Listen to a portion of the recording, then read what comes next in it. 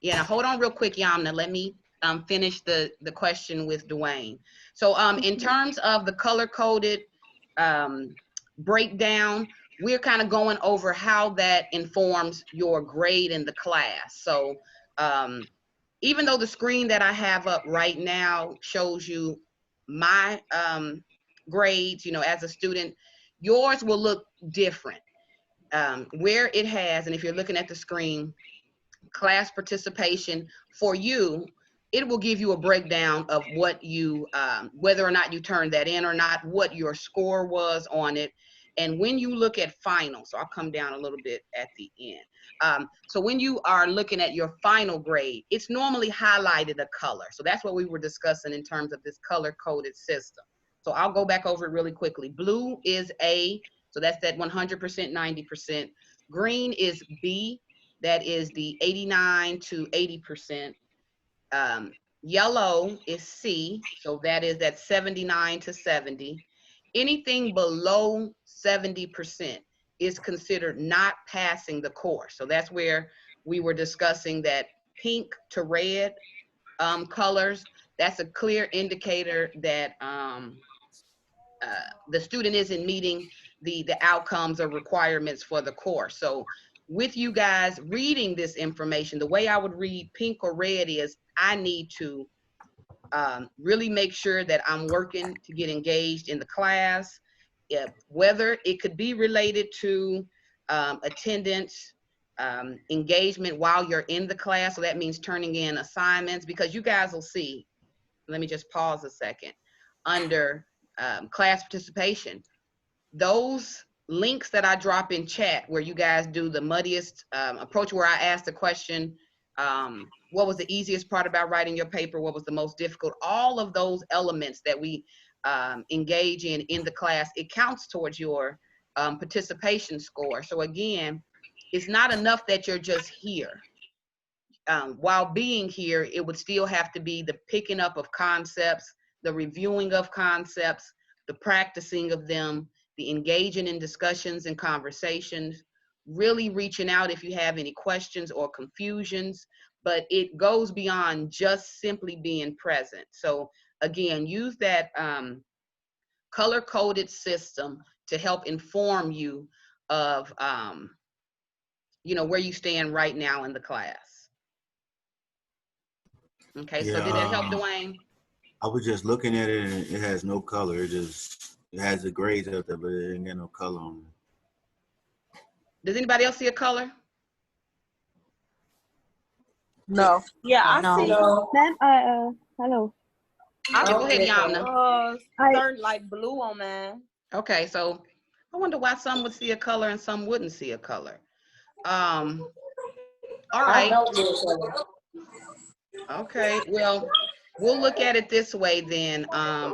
If you don't see a color, then in terms of grades, average-wise, again, use that 100 to 90A. You guys know that, right? The 89 to 80B. So kind of still use that weighted breakdown to help you guys pinpoint a letter grade, okay? And if you have any confusion about that, let me know. Maybe the color-coded system is something that I'm just able to view based on identifying at-risk students. So other students are able to see that as well. All right, let me go ahead and mute. I'm going to mute you guys just to kind of cut out the background noise. But okay, look, if you guys don't have any color, don't worry about that. Pay more attention to the average. Pay attention to the average. If you want to know how you got that average, take a look at the breakdown. So under class participation, look at the assignments. Perhaps you're missing them. Perhaps maybe you received half credit or half point. So that could be a indicator as well. But really make sure you guys are investigating your grades. If you, again, have individual questions about how you earned this, why does a particular grade read this way, we can talk about that individually one-on-one, okay? And I know I had a couple of students who've already reached out to me to make appointments to discuss that. So feel free to email me, you know, to kind of meet up, whether it's office hours or outside of that. All right, so are there any questions on the grade updates, how to read it? I'll ask that. Are there any questions on how to read it or understand the information? I don't even see my average. And who is this? I Jewel. don't see my, yeah, I don't see my average grade. I just see every grade that I got for the assignment, just not the overall grade. Is anybody else not seeing the overall grade? Yes, I don't see the overall grade. And that I was don't me. either. Grade overall grade in like grades line grade section. So right here where it would say points, weight achieved, and it would say grade. Okay. I wish I could see it from you guys' end. All right. If not, we'll talk about that. No, I know I've been we getting looking at the emails same already thing. about the grade. So I know some students are seeing the grade. So for those of you Wait, who aren't, so we'll talk about backclass participation, are you talking about right there? what here where it says grade. Yeah, when you said it say grade item, weight achieved, and grade.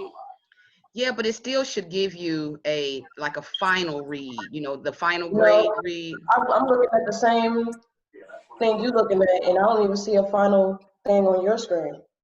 Yeah, that's because I wouldn't have anything on mine because I haven't submitted any assignments for me. So mine would be different from you guys. It's with me entering assignments for you, you have something attached to this. See, there's nothing attached to it on my end.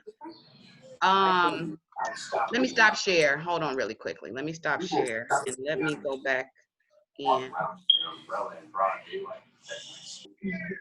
Hold on really quickly, you guys. Let me go back to now because I had a student email me, they gave me a screenshot of their grade in order to ask questions about it. Let me go back to that screenshot because I think on that screenshot, I saw the student's grade.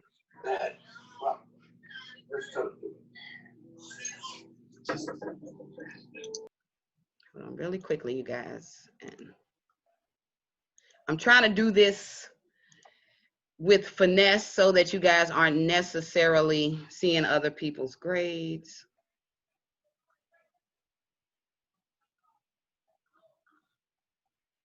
Okay, I think I need to make it visible. So I see what's happening is I haven't made it visible to students. All right, so let me change that. Hold on really quickly.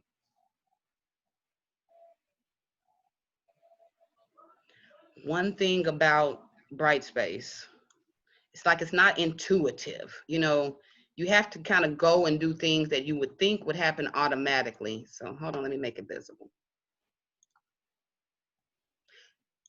So there is no column that says subtotal. We don't see that either.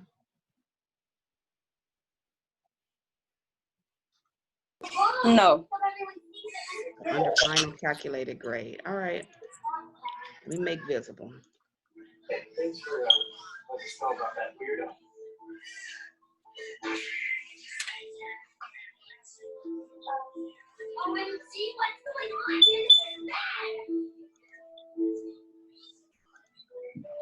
hold on 1 second, you guys. All right. I'm making it visible, and then I'm going to do a refresh on my screen.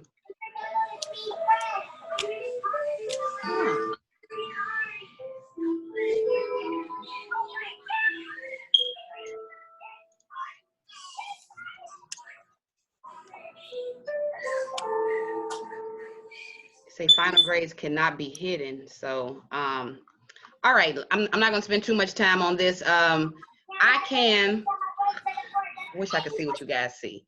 I can address this more towards the end of class. Let me make a note of this. So you're not seeing the final grade. Even though it's listed here, you guys aren't able to see it. There is no column for final calculated grade. Nope. Okay.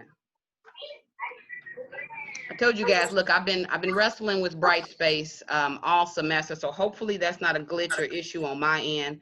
But not to confuse you guys, I will fix that.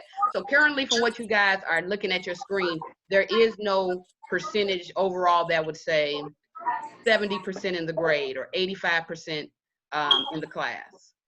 Nope. Oh my gosh. Okay. All right, I'll email you all individually that information so that you have it. Look, it makes no sense to talk about it if we're all not looking at that same thing. Okay. My apologies for the confusion. Thank you guys for letting me know. All right, that threw me for a loop a little bit. But you guys do get a good idea of certain areas. So let's say out of the required coursework of class participation, you can see where that may have failed below a 70%. You can see, so it does have the percentage attached to that required coursework, right? Hold on, let me show you something.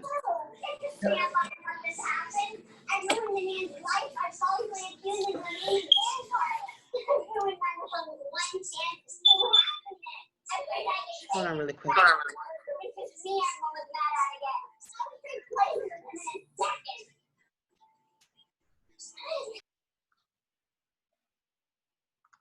All right, so you do see this column here where it says grade, and it kind of gives a breakdown percentage of what that is. You guys see that? Yes. So Yeah. here next to class participation, there is a number attached to that up top, right?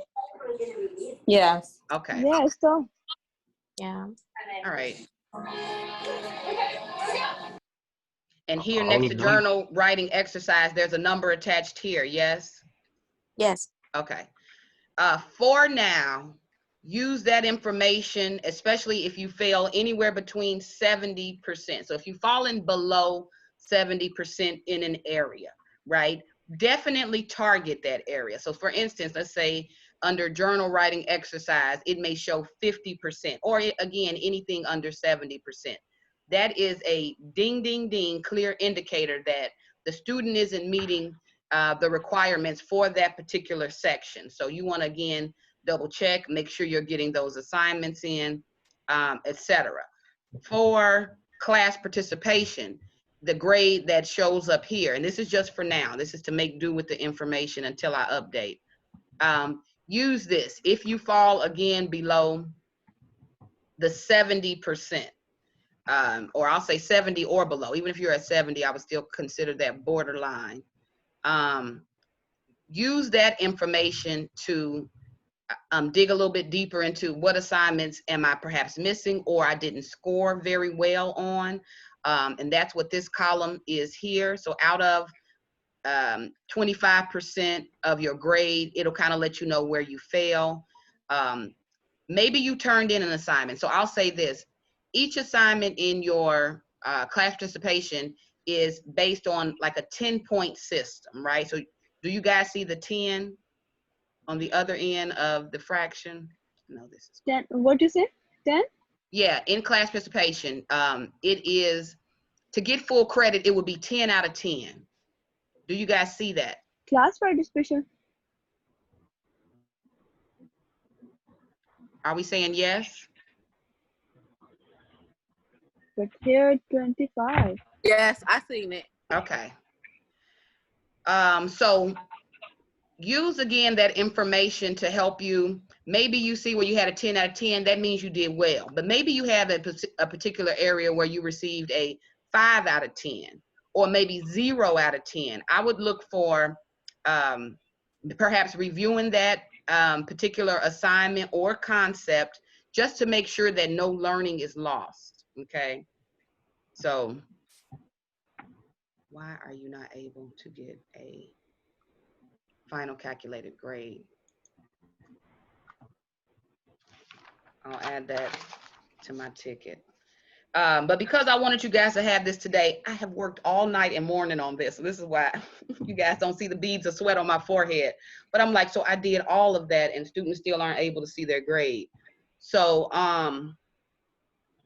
I'll take my view, which gives me not only the color code, but also the final calculation, make individual copy and paste and email that to you guys just to give you what I call a current progress report, okay? And blast, bright space, oh man. All right, so we'll revisit that. But we can say this, under each student, you guys are able to see a report on your grades. If we don't see the final, you do see a grade report, yes? Yes. Okay. All right, I'll work on the information attached to that and send that to you guys. All right, sorry for the confusion there. All right, so with that, one of the last grades that I updated this morning was the revised essay grade. So far we have completed one essay. That was based on our first unit on education and motivation. I believe we had 15 students, 13 students turn in a paper, but only 9 students completed the revised essay. So if you guys look under essay, essay 1, if you know that on your first draft of your essay, you received, let's say, a 70, but you did not submit a revision, your grade will read as 65%. So those students who didn't submit revisions were penalized points because, again, that was a mandatory assignment. Now, with that, for students who did submit the revised essays, I want to talk about that, and I would like to also, oh yeah, you did, Dwayne, and I included your revised essay grade to the grade book in Brightspace. So you do have that information. Now, anything else individually, we'll talk individual grade sidebar. So again, not to push you guys off or anything, but just to respect your privacy in terms of those matters. With the revised essay grade, let me pull up my notes on this, or pull up notes I'd like to add to this. Give me one second.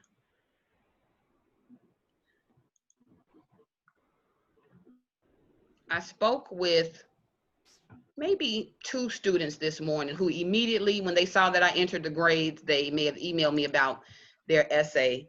The only way, well, the purpose of the revised essay was not only to give students an opportunity to improve their grade on that assignment, but it was also to kind of reinforce that writing process. So we spent a lot of time the past few weeks talking about the writing process, how the adoption of the process helps to make that, essay writing a lot easier, a lot manageable, similar to what, Malcolm X discussed in the, okay, hold on, Dwayne, we'll talk about it. Similar to what Malcolm X explained in Learning to Read, by laying out a process, he was able to execute a plan, or a goal, which was to become, a better reader, so that he in turn could write to his mentor. Well, for this class, you all have a particular goal in mind. So the writing process is to help us reach that writing goal. So we've gone through the elements. Revision is one of the most important steps in the process. So if you did not get a chance to revise, I'm going to open that back up. I'm going to open that assignment back up because rather than penalize the student who didn't turn it in, I think it makes more sense to reinforce. I'm re-emphasizing this assignment. So we're going to open back up the revision essay assignment.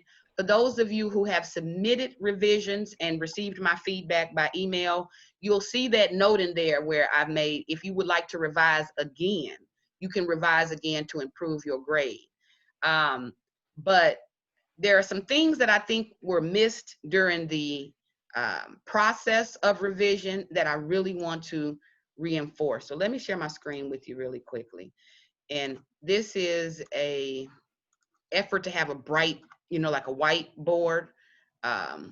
So I know you guys are like, this is a blank page, but it allows me to kind of write out my notes in response to revision. So again, this is about revisions in terms of the 5-step process. Now, the main goal of revision is to improve your essay. So there's a difference between revision and editing. So editing is us going through and pinpointing, well, maybe I need to add a period here. Maybe I need to capitalize a letter here. Maybe I should take, a particular word out of a sentence. That's more so editing. And that isn't what I really envisioned with this assignment. When I talk about revising to improve your essay, it really meant taking the feedback and comments into consideration. So for those students who submitted their revised essays and noticed that their grade did not change, or it may have changed only slightly, that's a key indicator that the necessary improvements to the essay weren't made. In some cases, I would take the first draft and the revised draft and put them side by side on the screen, and there would literally be no changes other than maybe a capitalized word here or a change in punctuation there. That is not a revision. A revision considers ideas, so it takes a look at what ideas you have. It looks at ways of improving them. It looks at ways of perhaps phrasing them clearly, making any clarifications in how you present the information. So again, revisions look at ideas. It looks at things like, development. It also looks at things that we have covered in class, such as paragraph unity and coherence. So at the heart of revision is really taking your paper through an improvement process. So again, clear difference between revising, and editing. We are not editing. We're not just kind of pinpointing, little small changes, such as maybe I had a period, but now I'll make it a comma. Maybe I had a comma, but I changed it to a semicolon. Revisions are substantial. You've made a substantial change to your paper. Maybe the example that you used, you notice you could have used a more relevant example, one that really supports and develops this idea of how you were motivated by the text. Maybe my comments had stated that your paper doesn't directly discuss or respond to the topic of motivation. Well, I would want to see that change in the revised version. So in opening back up this revision assignment, I really want to make it clear that the paper will need to improve in order for your grade to change or improve at all. I saw a lot, and I'm only really kind of going here because I spend a lot of time with feedback, like really looking at how can the student do better on this paper? What do they really need to target in order to improve? So with the extra week given, or I think we had about 5 days given in order to complete a revision, I would want it to be more than just maybe I moved a sentence from here to here, or I just made a change to punctuation. So we're going to open back up the revisions. Those who did not submit revisions, you'll have extra time over the weekend to work on that. Since we know that this is a primary function of our portfolios, right? Do you guys remember our discussion yesterday about the CRT and portfolios that we're kind of working towards the end of the semester? Do you guys remember that discussion? Yes. The Yeah. papers that are being Yes. reviewed in the portfolio are the revised versions. And what you don't want to do is submit a revised version that looks exactly like your first draft, because in the argument of was there any growth or development, did the student grow and improve, you wouldn't have a good case to make on growth or improvement. So you really want to take. So you let us get do 3 drafts, correct? Wait a minute, who is this? Is this Shania? Yeah.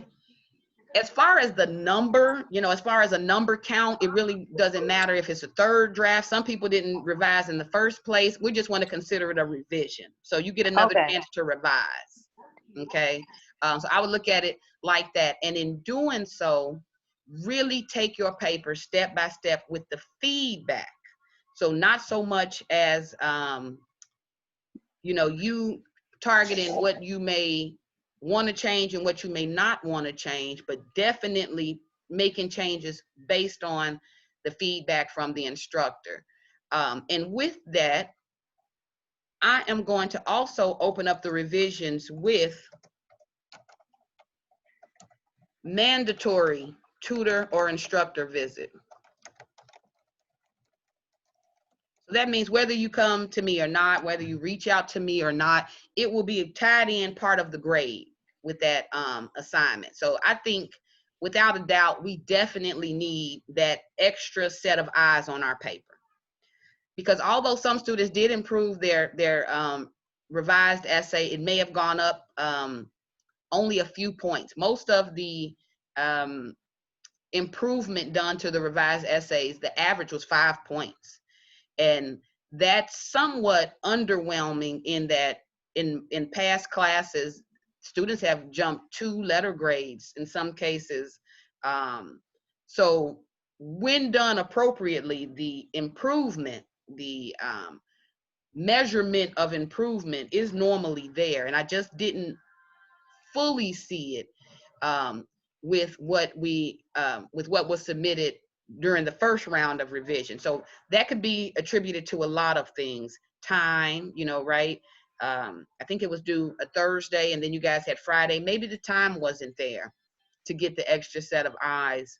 I also noticed too that with the feedback, if I had PDFs, which is okay, I couldn't necessarily make my notes in the document. So I had to make notes either in email or on a separate document. And I understand how that can get confusing for students to make the necessary changes. So this is why I think sitting down with the instructor or sitting down with our embedded tutors can kind of help you make sense of that feedback, make sense of the notes, in order to kind of really get a substantial, to exemplify substantial improvement. And that is what the entire goal or purpose of the portfolio is. So in the case of CRT, right, because we're going to talk about CRT in just a moment. In the case where we are preparing for the CRT, whether it's the midterm or that final CRT, the assessment is based on reading and writing, right? So you may do well on the reading portion, but you would have to also do well on the writing portion, you know, in order to meet the outcomes of the class. And if I don't see it through revision, it's as though I'm kind of missing the information I need to determine, does the student show that readiness? And another reason why I'm throwing in the mandatory tutor or instructor visit is because with college readiness, right, we know that upon successful completion of the course, students need to exhibit these college level skills. Well, one college level skill is seeking the help out if you need it, right? That is a clear characteristic of a college level student, not necessarily leaning on their own knowledge, but identifying where they may have fallen short. I know I need to get help with this. I need to make sure I'm seeking out the help with that. So to help enforce those habits with this additional revision that we're opening up, the revised essay will only be accepted after the student has visited either with our embedded tutor or a tutor from the academic support center, whichever that you are able, based on your timetable, to sit down with, or with myself. So we are adding that as a mandatory part of this revised session, revision assignment. Okay. So I see where Jennifer says in the CRT essay, can I talk to a tutor to revise essay? No, now not in the assessment. No, so you guys don't have the luxury in the assessment, whether that's midterm or the final CRT, to get that paper looked at. The purpose of the assessment is to assess what skills you have on your own. So even though you may go to a tutor during the revision process, that instruction and those skills is building it's building the skills that you should be able to then practice on your own. So the CRT essay, that is where you have the opportunity to show those skills. So I will say in preparation for the CRT, you know, midterm or final CRT, I would say make regular visits with your tutor, kind of get that coaching or that extra instruction so that when you have to be assessed on it on your own, you have those skills in order to, you know, improve or to write a strong essay. Okay. Okay. But this isn't, yes. For the whole essay is due tomorrow, right? Didn't you say something like a 12-hour window and then For the CRT. So I want you guys to go back to the diagnostic that we completed that first week and a half of school. You remember the diagnostic essay. You guys were given the question about the Jason Older text and you were given time to write an essay. That's similar, pretty much similar with more time to what you guys will be doing with the CRT essay. It's different in that normally with our assigned essays, students get a week. They get not only a week, they also then get another additional days to revise it. So it is different in that way, but consider it similar to answering an essay question on a test. So it isn't anything that you would take to a tutor or outside, even though I cannot necessarily, you know, police it. It is with the expectation that if given this question, you know, in a test setting, the response will allow me to then assess, does the student have an understanding of thesis statement? Does the student have essay development understanding where they know how the intro works, body paragraphs work, and conclusion work? So consider it more so a essay question on a quiz. It could be an essay question on post-reading questions. Consider it more so as that, but you guys won't have the normal time that you've had with our assigned essays, you know, with the feedback and all of the need to improve. Hopefully what you guys are doing with that CRT is through the practice that we've had in working on the writing process, through the practice that we've had and you guys writing out your own essays and then revising and improving them, you should be able to exhibit that or practice that. Now, keep in mind the midterm is a practice opportunity. So if you notice that you struggle there, the good thing about that is, well, now we have, you know, the 3.5 weeks left of the semester to work on those, you know, skills that you may, you know, may feel are weak or that may need that extra practice or attention. Okay, but consider the essay portion of the CRT as an essay question that within that 12 hours that you guys have to complete the test must also be completed and submitted. Okay. Did I answer the question, Jamisha? Was that Jamisha? Yeah. Yes, you answered it, Ms. Cole. Thank you. Okay. All right. So again, with revision, some things I want to point out since we're opening that back up. And students will have time on this, okay? This is making revisions. We'll say this is Tuesday. We'll say by next Wednesday. I'll say by next Wednesday, end of day. So we have not only a week, we have a week and a day. So I'll say now, get started on either making appointments with myself. You guys know next week we're moving into a 2-day week schedule where we will meet on Monday and Wednesday. And I'll reiterate this, but next week after midterm, we're moving to a 2-day schedule so that Tuesday is set aside for questions, one-on-one, clarification, more practice. So with you guys now knowing that revisions are open, you guys have an opportunity to further improve your paper, those of you who've submitted one already.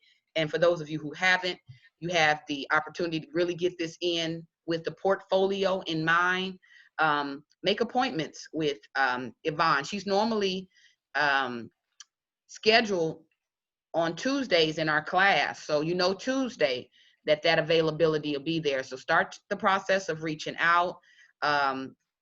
If you also would like to sit down with me or Valor, he's our other tutor from Wednesday, you guys have that information. So let me put this here.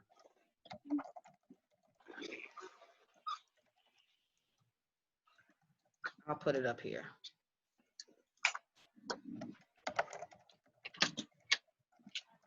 I've kind of been really, I want to use the word, I don't know if I want to say lax, but I've kind of been leaving students somewhat alone. Like, okay, if I'm sure that based on this feedback, if they need the help, they're going to go out and get it. But I don't necessarily see that is the case. So with the reopening of this assignment, we need an extra set of eyes. So we'll say the embedded tutor, that is Yvonne, you guys see her there. Also Valor, or myself. And even though I have a office hours on Tuesdays and Thursdays, we can meet outside of that. So make appointments, set up the time to get that one-on-one. Because I noticed also in class, when I'll open it up, you know, does the student have any questions? I'm normally shocked the fact that no one will have any questions. Everybody is okay. So I know you guys may be holding in some ideas. Maybe the opportunity for you to ask the questions just hasn't presented itself. So we'll take that time. We'll carve out that time with making tutor visit or instructor visit mandatory before I accept the assignment, okay? So I'll put it here. This assignment is due next Wednesday. I'll say end of day. So you have all day to kind of really look at that and get on that. What day is Wednesday? Let me move this.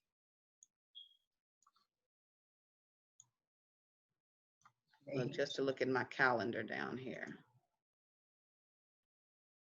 That's the 8th of July. Okay, yes. It's the 8th of July. Mm-hmm. So we'll have a couple days to really dig into that revised paper. And Professor, if I might say, and I'm available from 12 until 6, Tuesdays through Fridays. Okay. Usually there's an appointment already booked at 2 and 3, but the other hours right now are pretty open. Okay, awesome. And this is on Tuesday, you say, right? Right, Tuesday through Friday. Okay. Tuesday, Wednesday, Thursday, and Friday. Well, Tuesdays I'm with you, right? Until right, but afterwards, yes. So did you say on Tuesday that you're available 12 to 6, or was that Tuesday? Okay. That's right. But all the time, other students are making appointments, you know, so you have to get in. Yeah. So where you say during these hours, so before class, you know, by appointment, but other than that, if it is like during our class time, then they can, whether we do breakout rooms, they can kind of meet with you individually if they came to this space. Right. Okay. Exactly. Yeah. So we'll make that available to you guys. So while Tuesday's class, next Tuesday, is not mandatory, you know, we'll have that. I will be here. Yvonne will be here for those students who want to come in, get an extra set of eyes on their papers, you know, kind of get that one-on-one help that I think will definitely benefit, you know, students, especially in the summer format where you guys have a lot thrown at you in a short amount of time. You're asked to make a lot of growth. So I think visiting with your instructor and tutor will help to get you where you need to be, okay? So we have that there. In addition to Tuesday, Yvonne also said Wednesday and Friday. Wednesday, Thursday, and Friday. I'm sorry. So that's Wednesday. And I'm writing this so that I can copy and paste it to our Brightspace page later. And these dates are by appointment, right, Yvonne? Right, yes. Okay, so I'll clean that up. All right, so what do you guys think about this? How do we feel about this? Gotta carve out time. Got to carve out time. So for those of you who have revised already, I'll put it this way, I won't make it to where revisions are mandatory if you have 80% or higher. But if you have 75% or less on your revised essay, well, I'll say, as a matter of fact, no, I take that back. If you have 85% or higher, let me write this down so I can, 80% or lower, revision mandatory.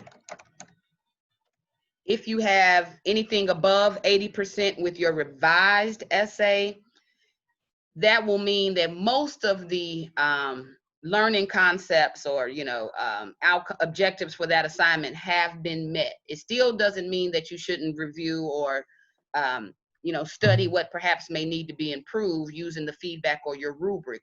But I specifically want to target those students who may be at 80 or below, in that normally if you fall at 75% or lower, there is something going on with either thesis, paragraph unity, or those major concepts that deal with essay development. And that is a major component of the course that I don't think we should kind of just let go under the radar. So if you have a 70%, sometimes maybe the ideas were good, maybe sentence structure was good, but what I always find out when we're at the C plus, low B, is there was either something with thesis, which is the single most important sentence in your essay. There perhaps was issues with developing or supporting that thesis. There may be issues with paragraph unity and coherence, as well as grammar or basic skills. So those are skills we want to target. Definitely want to spend a little bit more time reviewing, taking a look at, so you guys can get that feedback, okay? Normally, I'm not all in your business, but I'm going to be in your business about this. Anybody with the grade, whether you turned in revisions or not, I'm emailing you. I'm going to say, what day are you coming in to get your paper looked at? All of that. So really make sure you guys are carving out that time to get that help. And Professor, if I might add, Sure. of course, if they can't get into my schedule of Valor's or Yes. yours, other tutors are available. They're writing tutors, and they're good, and they're, they Right. might fit their schedule more. Right. I like that as well. So look, don't pay attention to my punctuation, you guys. I'm adding and thinking at the same time. So we have Yvonne, we know Valor, myself, I'm going to get rid of this or, and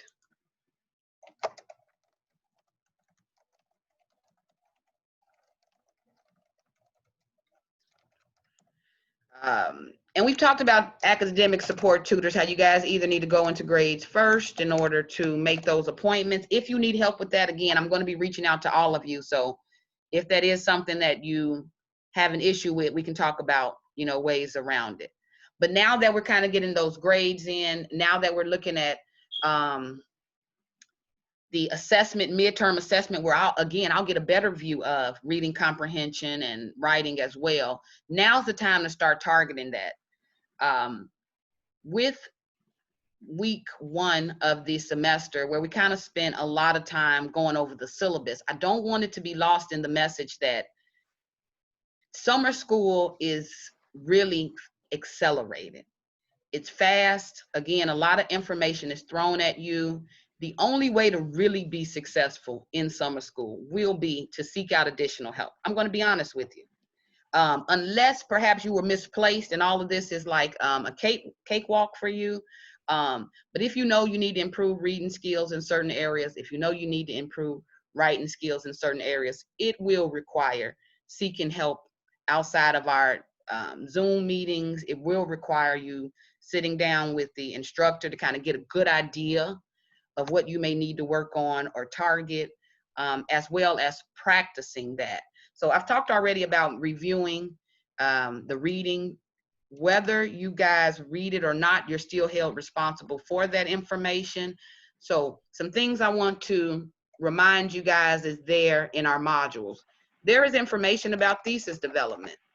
If you from your paper, first draft into revised version. If you still struggled with the thesis, in my comments or feedback, you may want to not only get help from the instructor, but you may also want to review the notes on that. You may want to go back and read the handouts and documents that we've covered in class about that.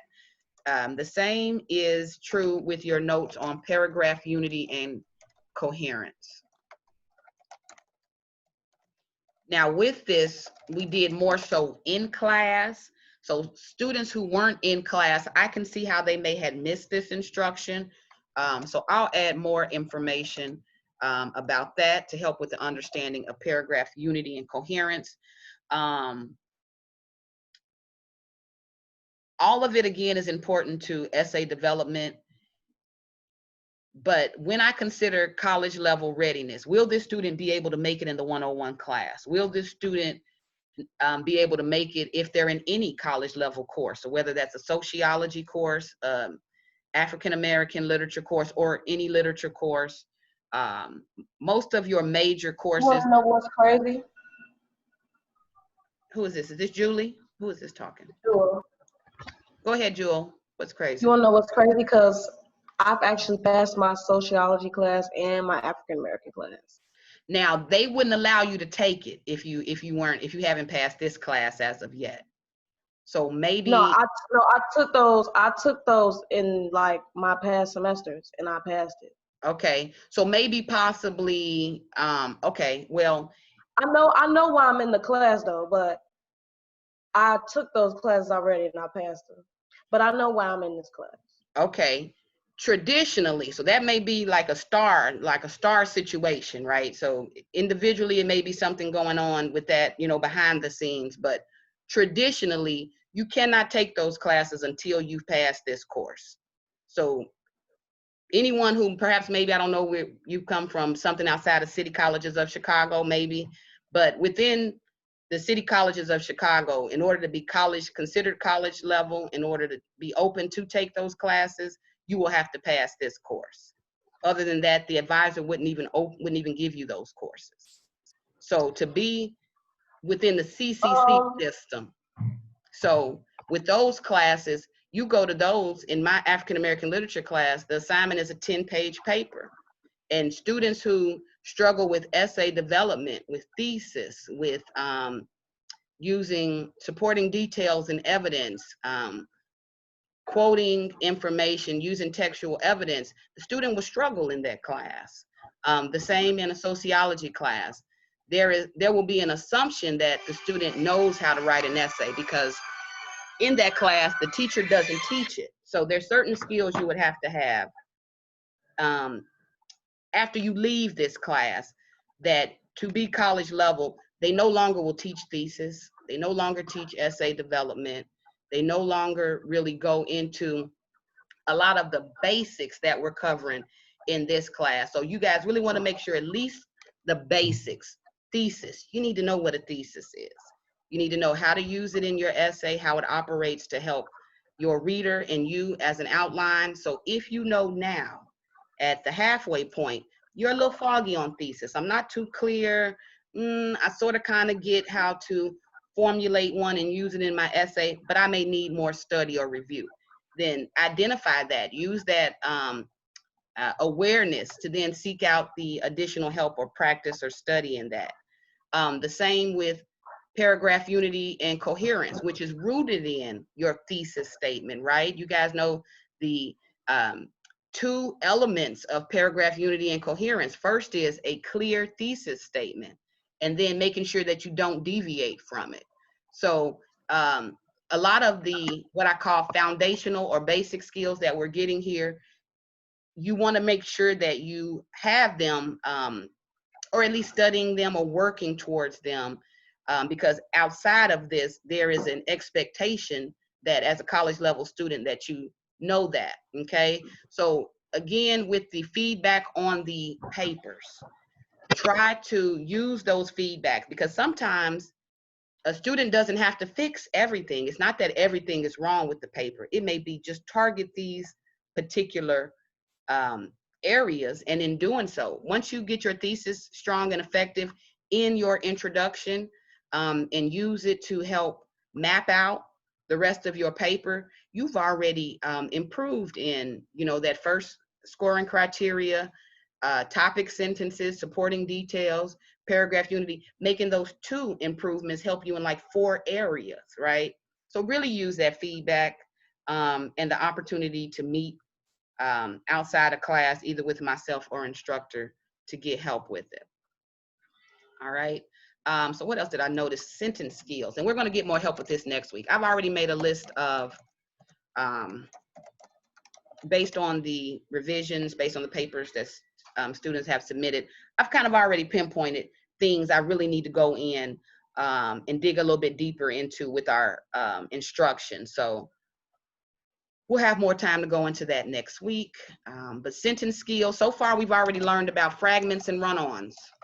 If you still feel foggy with fragments and run-ons, maybe you're feeling like kind of have some idea, but I may need a little bit more practice. Seek out that practice, that review, because in revisions, those are the things. Anything that we've talked about, anything that we've read, I'm looking to see how the student exhibits that in their writing. Okay, I'm going to highlight this. This is for both you and me, because these are things that I want to really make sure we spend time on working to improve, especially in preparation for that final CRT. Okay. All right. I'll take more time to lay that out on Brightspace. But with that, just know you guys have another opportunity to revise, not only for a portfolio, but for your grades, to improve that grade. So even like the ones we just revised, we can revise them again? Well, see, it will depend. Now, hold on. I'll pull this back up. 80% or lower. So if you received anything higher than an 80%, then no, you don't necessarily need to. No, I'm saying, I know, I understand I don't have to, but if I want to. Oh, if you want to, that's perfectly fine. I think that can definitely help with the portfolio, right? To show that you've gone through the process. And then I get graded and everything on that again? Well, no. Oh, the grade will change, the revision, just so I don't have to go back and through and grade students who's mastered. I don't want to have to go back through and grade the mastered essays. Only those where I feel like we need a little bit more practice are the ones I'm targeting. So if you've revised and you're above the 80%, I wouldn't be going back and grading that again. Does that make sense? I get what you're saying, though. I might, Jamisha. Look, you know I'm going to do it, even though I would prefer not to. But more than likely, if you submit it, I'm going to take a look at it. Yes. So we'll say that. You don't have to put that extra work on you, but. Okay. Thank you, Ms. Cole. Okay, no worries. All right. Midterm. Let's talk about the midterm. You guys know that that is tomorrow, and it is based in, it's based on, shall I say, the reading of Chimamanda Adichie. And please, look, don't laugh at me if I'm pronouncing that wrong or, you know, I do my best. But with that assignment or reading that was posted to Brightspace, have you guys had a chance to look at it? Yes. Yes. Yes. Okay, so I hear some yeses. If you haven't had a chance to look at it yet, study. Like today is going to be crunch time then, because with the midterm being practice for the final CRT, they normally do not want us to give you guys any glimpse of the article ahead of time. Okay, normally you are given the article like the class before, kind of like what we did in this situation. You're given time to read it once or twice, go through your annotations, and then from there they're assessing your understanding or comprehension of it. So today I wanted you guys to read it, and I gave you two mediums. You have the actual text, which is the transcript of the TED Talk, because this is based on a TED Talk, but you also have the video, the audio of the TED Talk. So hold on, let me tell my son to turn this down.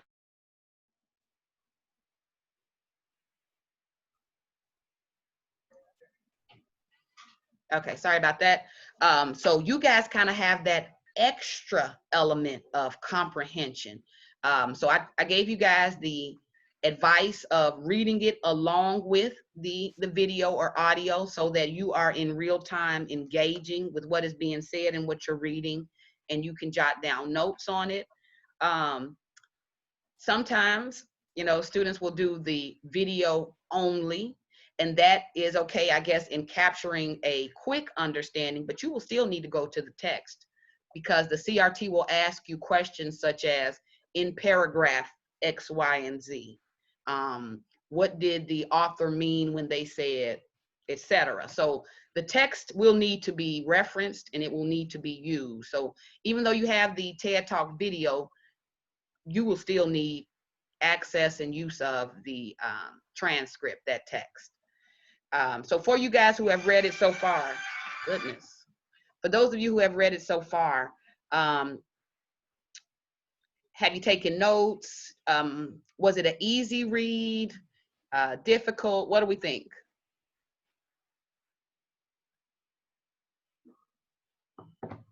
Easy read. I gotta go back and read it again. I know it's, yeah, I gotta go back and read it again though.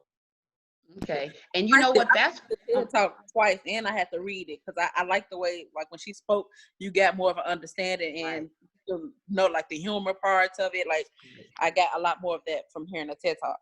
okay, good. But I do agree with what you said, Robert. Yeah, I forgot that it was on video. Yeah, that's okay. You guys still have time. No, for I that. said no. Go ahead, Robert. No, I was just saying, yeah, I didn't know, I forgot that it was on the video, so I printed it out. And it, okay, but that's good. It was a dry read at first. That's why I say I gotta. Yeah. No, I just gotta read it again. I definitely prefer you all to read it more than once because in practicing for the CRT, you guys know already one of the reading skills we've discussed is get used to reading things more than once. A lot of times that first surface read, you're able to collect some information, but when you go through it again a second time, you're able in some cases to pick out what you missed, pick up what you may have missed, as well as, you know, kind of work towards solidifying a deeper understanding of the text. So to give you guys a little bit of heads up about the CRT, I think I mentioned this yesterday.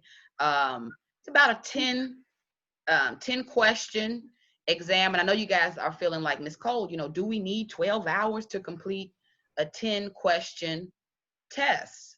The time is just to give you guys the flexibility based on whatever your schedules may be, whatever you guys have going on outside of class. It's to give you that flexibility, but you won't need a full 12 hours. So I don't want to scare anybody with that time frame. Again, it is attempting to take into consideration your schedules and your time.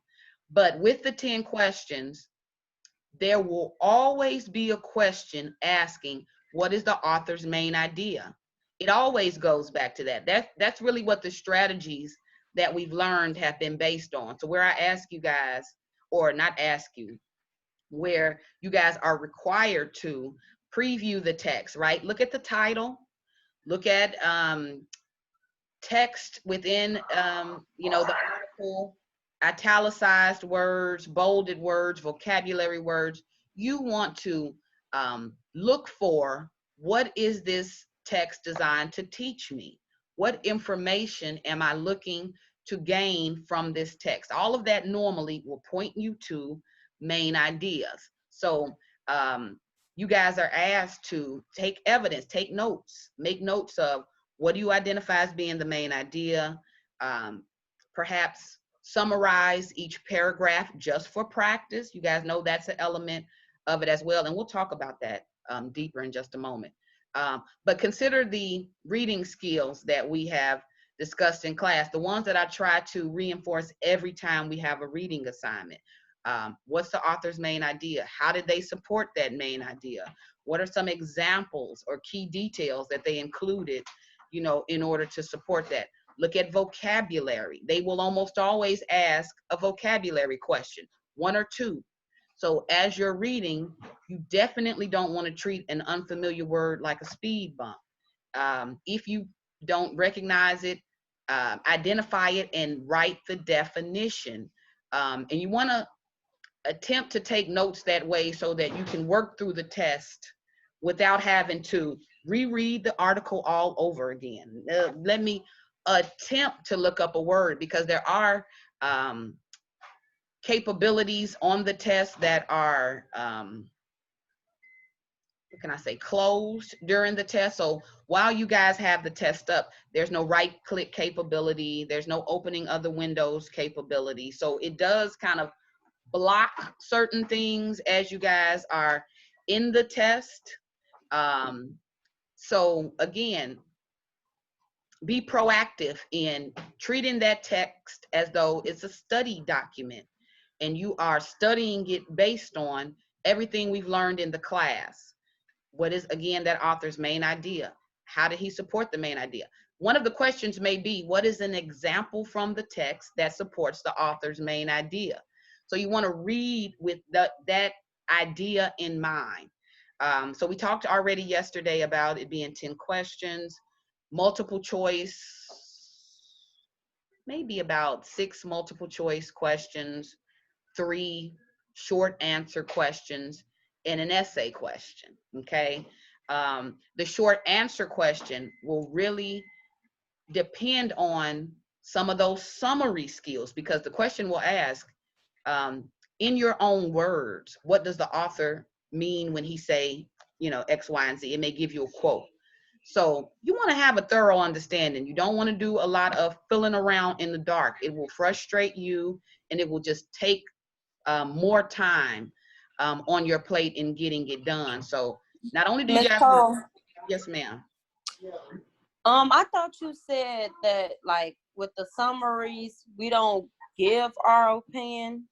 It's not an opinion in a summary. It's putting it in your own words. So that's like a paraphrase. So it's still not opinion to put it in your own words. You're just taking what the person said and you're simplifying it, right? But it still doesn't involve the introduction of an opinion. Opinion is you utilizing the pronoun I. I think, I believe, you know, I think the author means here. Anytime I see I in a summary, you've inserted your opinion, you've inserted yourself. Okay. But when you think of summary, the goal of a summary is to be brief. So let me pull up something, hold on. Let me put a note here, because that kind of takes me into my discussion of summary that I really want to go into. But before I move there, any questions about the reading? That's really what today was designed for. Any clarification questions? Was there any references made that you guys were confused about? Any questions?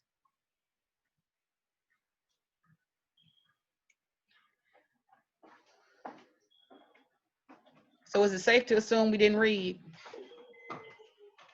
Oh, I read it. I know some of us read, but is it safe to assume that with the silence, we may not have read? I gotta read it again. Yeah. Okay, in preparation for the final CRT, I would not wait to read that text. One thing that I pointed out yesterday is it will be a much longer text. It's normally about anywhere from 7 to 11 pages. When they talk about college level readiness, they're going to give you a college level text. So at the end for that final CRT, you want to have some experience working through a dense text, right? Attempting to break down or make sense of the information that you're reading. You don't want to just be reading, you don't want to just read it before the test. That'll be disastrous. Okay, so heads up with that. What else can I give you guys some quick tips on before I change lanes with this? We talked about reading habits. Oh, just where I asked you guys any questions. Do you have any questions or clarifications? When you're reading, in addition to the, regular annotations, identifying the main idea, identifying supporting details or examples, or vocabulary, also think about jotting down your ideas or notes in the margins, right? Maybe you read a particular paragraph or page and you're like, this was a little bit confusing, not really sure what he meant here. Those notes operate as a study guide. Maybe you need to dig a little bit deeper into that. Maybe you should take that to your instructor to get some clarification, but don't be afraid to question, actively question the text while you're reading it. What else did I want to add to that? Oh, I added a note on Brightspace under announcements, if you guys haven't read that, where I told you keep track of the notes that you take for the for your annotations, because in grading, anywhere where I may see that a student did really well, I may shoot you a quick email like, take a quick picture of your annotation notes and send them to me. Anywhere where a student may have did really poorly, I want to know, how did you read that text? So I may say, take a picture of your annotation and your notes and send it to me. So prepare for the very real possibility that I will ask you, send me evidence of your note taking, send me evidence of how you read through this text. I need to see it. Okay, so make that a part of your reading process. I know Robert just talked about how he printed it out. I'm more of a write on paper type of person too, but maybe you don't have a printer at home. In those cases, I would take a journal, some type of spiral document, and I'll make notes paragraph by paragraph. Paragraph 1, and then I jot down any notes about that. Paragraph 2, jot down any notes. So whether you have the actual article in front of you with your notes that you can take a quick picture of, or you have your actual handwritten notes, we need to take notes when we read the text, because where I am assessing comprehension, a lot of it is tied into how you read the text, right? If you read a text and you take 0 notes, there's no engagement, there's no vocabulary written, there's no ideas that you had about the information. What I can normally pinpoint is the student read that passively. They didn't engage in that text at all. They didn't really seek out the understanding or comprehension. And that is a major, hold on really quickly.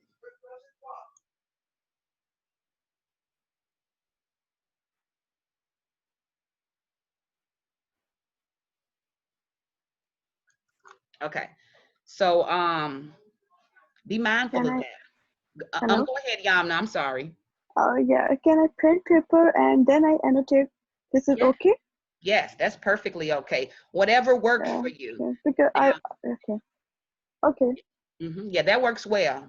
But I do want you guys to have some system in place. Just because it's not necessarily a part of the assignment, then, forget about it. I just kind of want to go off my memory on this. I would not recommend that. I really wouldn't. So again, if the goal of the midterm is to practice what we would do for the final CRT, you want to annotate, you want to take notes, you want to read it more than once, you want to really attempt to carve out a clear understanding of what the author's main point is and how they supported it or developed it. That all should be clear when you sit down to take the CRT. Okay, so we'll get a little bit more discussion on that, but be prepared for the fact you may be asked to submit evidence of your annotation or note taking, how you were engaged in the writing process. Okay. Okay, so I want to go into summary as well. So and am I correct in assuming that there are no questions about the text? All right, for those of you who have read it, did you see how, I'm sorry, go ahead, Jamisha. I'm sorry, because she said something, she kind of messed my head up. She was like, everybody assumed that I'm African. And she said, not that I'm from Nigeria. Like, she said it's not a country. Like, that kind of messed me up a little bit. Yeah. Yes. Yeah, you know, she was kind of laying out, you know, just the kind of ignorance sometimes that surrounds ideas that people have about the immigrant population. You know, she talked about her roommate in college. You guys saw that, where she was shocked that she talked English so well for someone from Nigeria when English is the language there. She talked about how when asked what her favorite song was and or her favorite singer, and she said Mariah Carey, how shocked the person was, as though in Africa you don't listen. You know, so a lot of the explanations were revolving around how dangerous the single story of an immigrant can be. So yeah, so that's a good detail to bring up. But she is dealing more so with these ideas, right, that are wrapped in the stories that we either tell ourselves, normally attached to stereotypes or things like that. So it is an interesting and good read. And it's one that I think is easier to get through because it is told like a story. You know what I mean? So it's more engaging and, you know, captivating in terms of an audience. So read that. Do not watch the YouTube video alone. I only say it because in the past when I've taught this text, you know, students just depended on video only, and then where I may ask questions about the text, they struggle. So just know it's two-part. If you want to print out the text and have it in front of you while you watch it or listen, that's perfectly okay. But don't think you're going to get around reading or engaging in the text of this TED Talk. All right. What else did I want to add about that? I think that's about it. Oh, I know what I wanted to say. Did you guys see how it connected with what we've been talking about in terms of language and identity, with our kind of discussions on how people are judged, right? Like, That's I feel like everything we taught was taught in class.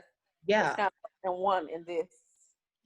And that's another way that I think it should be helpful, is that if you guys have really been following our discussions, if you've really been keeping up with the readings for this unit, it will be a really, well, it will make a difference in how you write about it, because in terms of essay questions, when you can kind of connect it to other information, it gives you your details and your examples and your developing ideas. So it was intentional that this essay is rooted in or a part of our discussion on language and identity, and that I think that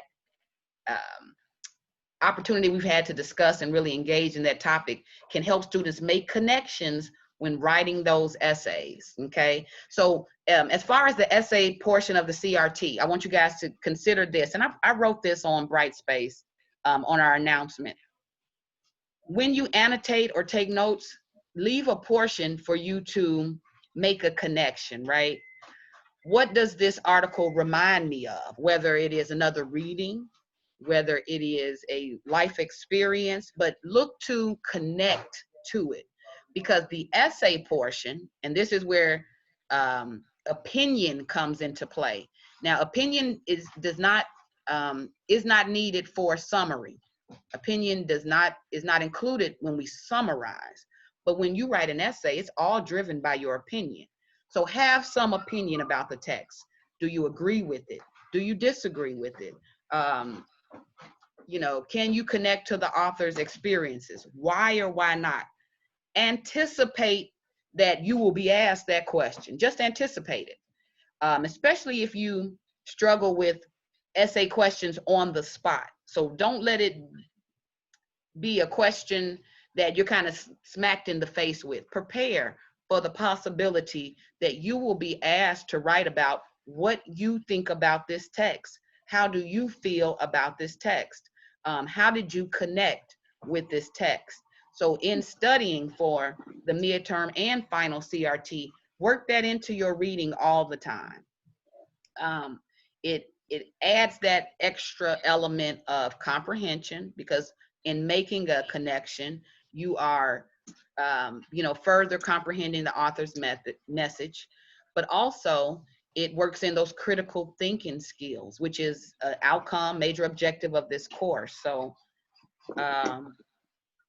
keep that in mind. Add that to your notes, jot it down after you've gone through what the main idea is, what are the supporting details or key points that help to develop that main idea. Then leave room for, now what did I think about it? How do I feel about this? You know, does it remind me of any experience or anything that I've read? So kind of keep all of that in mind, all right? Look, I think I saw your screen, Yamna. Did you have any questions? Okay. All right, putting that aside for now, let's talk about this Yes. idea of summary, because summary is also a component of the CRT. So where I just talked about, the CRT will have 10 questions, right? A couple questions, multiple choice, couple short answer, an essay question. There is an extra part of the CRT. Part 1 is the actual test. Part 2 is writing the summary. So you guys will be asked to summarize the author's main idea. So we have practiced this, but we've practiced it only slightly. So in order to kind of bring attention to some few ideas that I want you guys to keep in mind when asked to write a summary about the text. One thing is, know this. Know that I've read every summary already on this particular article. So you want to be original. Look, I don't want to see anything that can be connected back to the internet in your summary. Wink, wink. Okay? I've taught this article time and time again. I've read them all. I need you to know that, okay? So don't attempt to borrow ideas or words from other people when you are writing out the author's main idea. What will assess comprehension will be, what did you comprehend to be that author's main idea? What did you understand? You know, in the text to be the author's main idea. That is the main goal of a summary. And here, let me throw out a few visuals, a handout really quickly that we can use to discuss this further. Hold on really quickly.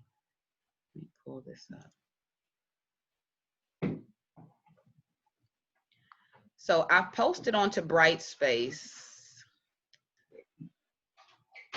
the handouts that can help with summary. So you guys have already been asked, start to practice summarizing, practice working through these guidelines. We've had one assignment that revolves around the summary with the Amy Tan, but I've only gotten minimal submissions with that. So I haven't had a chance to see how everyone does in terms of writing their summaries. And for those of you who have submitted it, I haven't necessarily been able to give feedback just yet, but for those of you who have submitted it, if you have it in front of you, if you have it with you, I would like you guys to kind of pull that information up so that you can now self-assess your summary. Now, I'm still going to give feedback, but again, just for the sake of this, you know, example in class, I think it'll be useful for you guys to apply the guidelines to the summary that you submitted. Okay, so let me pull that up. I just saw Tara ask, sorry.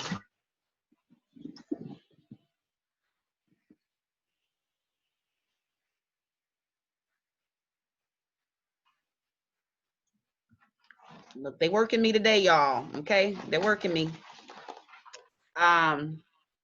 So with the questions I just saw in chat, sorry to digress. In the CRT essay, I saw that one earlier, Jennifer. And then you asked, can you repeat the assignment? Did I repeat the assignment, Jennifer? Did I just move on without addressing that? I got it. Thank you. And for Tara, where do we submit the summary for mother tongue? You guys can email that to me. Do not submit it on the Google Drive because I'm not even going there to look for it. I'm only going there for journal. So you can email it to me if you haven't submitted it yet. But for those of you who have submitted the summary, I've taken a look at them. I know I've sat down and talked to, I think 2 students about their submissions, but some of you haven't heard back from me. Yamna, I know. Robert hasn't. Jennifer, you emailed me yours, I think earlier to last night, I believe, so I may not have a chance. In any event, if you haven't submitted it, that's okay. This information will be very useful for you. If you have submitted it, take a look at your summaries right now, because I think this is a good checklist to keep us disciplined on precisely what we are doing when we write a summary. So we know one of the main goals is to summarize the author's main idea and key points in the text. Anytime you guys are given the assignment to write a summary, what you're being asked to do is summarize the author's main points and ideas, okay? I see your hand, Dwayne. So that's what you had assigned yesterday, a summary of mother's tongue? No, now the summary was assigned last week. So that was last week. Make sure you guys are checking Brightspace, because what Oh, no, you know what? I'm sorry. I did that. I'm sorry. Yeah. Oh, so you did submit that to me, Dwayne, right? Yeah, I'm the one that submitted it off the paper on your off the module. Okay. On the module? Did we do this on the module? Yeah. Okay, we'll talk about it. But if you submitted it and you have it in front of you, I want you guys to use this handout that I've posted on Brightspace. Hold on, let me pull it up. In practicing and testing yourself.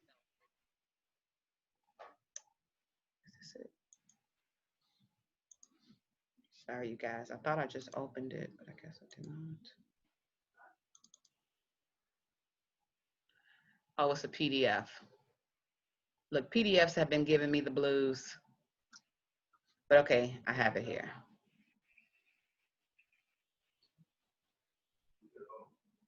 All right, let me share my screen.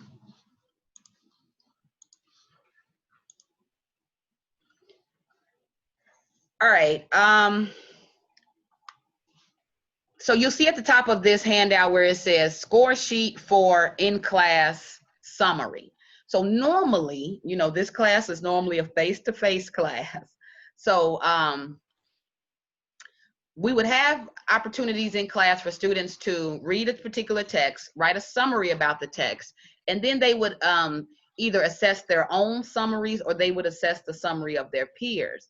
And in doing so, I gave a checklist for them to keep in mind in terms of what to look for in determining if this is an effective summary, okay? So one thing to keep in mind when we think about writing a summary, not only is it summarizing the author's main ideas and key points, but it also should be brief. So in a text like Dangers of a Single Story, what you guys are reading for the midterm, I think it's about 6 pages, right? What you don't want to do is give me several pages of a summary. What that means is that you may be targeting minor details. For a adequate summary, plan on submitting a paragraph at most. Now, it can be a longer paragraph. It can be, let's say, up to your 10 to 12 sentences if necessary, but it really should not be more than a paragraph, okay? So make that first note in completing your summary. Not only is it the author's main idea, it's a brief summary of the author's main idea. So keyword being brief. All right. The summary, as we pointed out earlier, it should remain objective. So you should not show up in the summary. And when I say you, I mean, treat the text as though you are a journalist and you're reporting on what was said in that text. Only reporting on it. Now, do you guys notice when we watch newscasters on television that they simply just report the news? They don't necessarily tell you what they think about it or how they feel about it, unless it's a talk show, right? But when we think of this idea of remaining objective, that's normally what you see in news reports, you know, journalistic writings. They're only dealing with the information or the text. I want you guys to do the same thing every time you're asked to write a summary. You're only dealing with the text. You're not inserting yourself in terms of I, so there should be no pronouns of I. There should be no I think, no I believes, no the author meant, you know, where you're assuming to reword or expound what they meant. I won't say reword, expound on what they meant, right? You only want to keep it pertinent to or relevant to the author's main idea, okay? So summary should be brief. It should be objective. I'm just making these notes because I'm going to put them up in a document. But you should also remove opinion or any mention of I, me, we, us. Okay, so that would mean normally in your summary, you would deal with third person. The author states in the article, you know, right? So we're looking outside of ourselves. We're not looking within, okay? Now that is also something I want to pinpoint is the difference between a summary and an essay. Now, summaries objective, essays subjective. They're asking you, what do you think about a particular subject or topic, okay?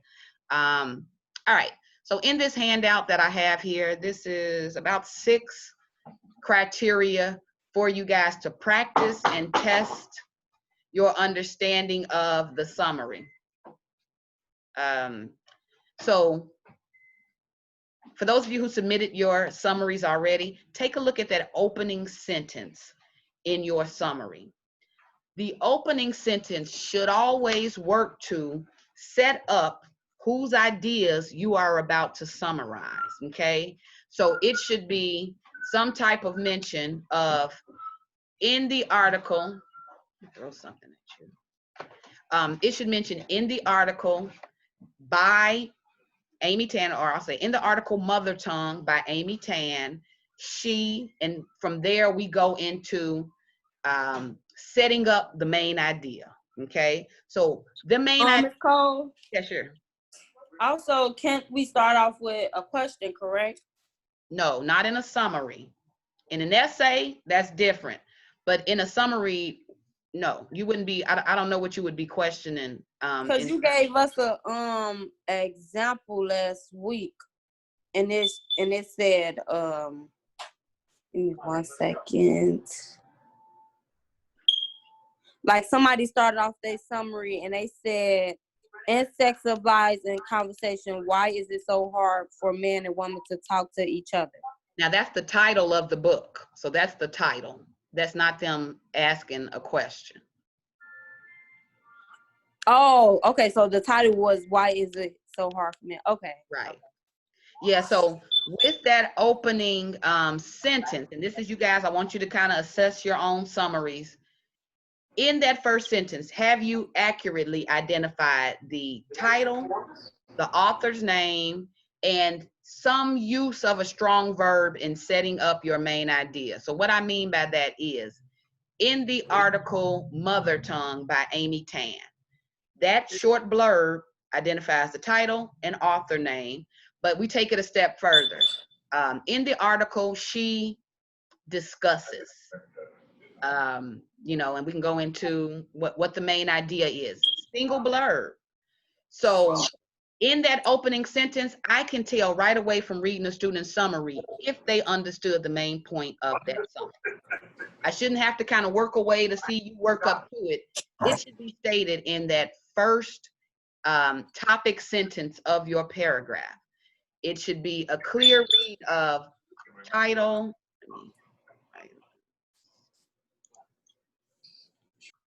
It should be a clear read of the title, author's name, strong verb, and the author's main idea. So you talked about that summary really quickly. Let me share with you guys the sample that I posted onto Brightspace.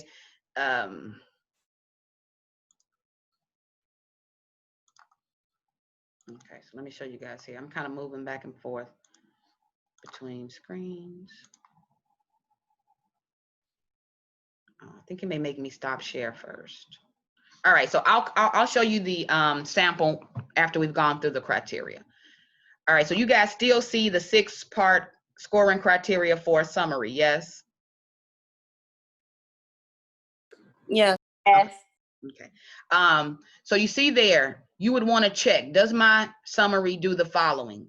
You know, the author's full name, type of text, and the title of the text are clearly stated at or near the beginning of the summary. You see that, you check that off, yes, you've done your due diligence there.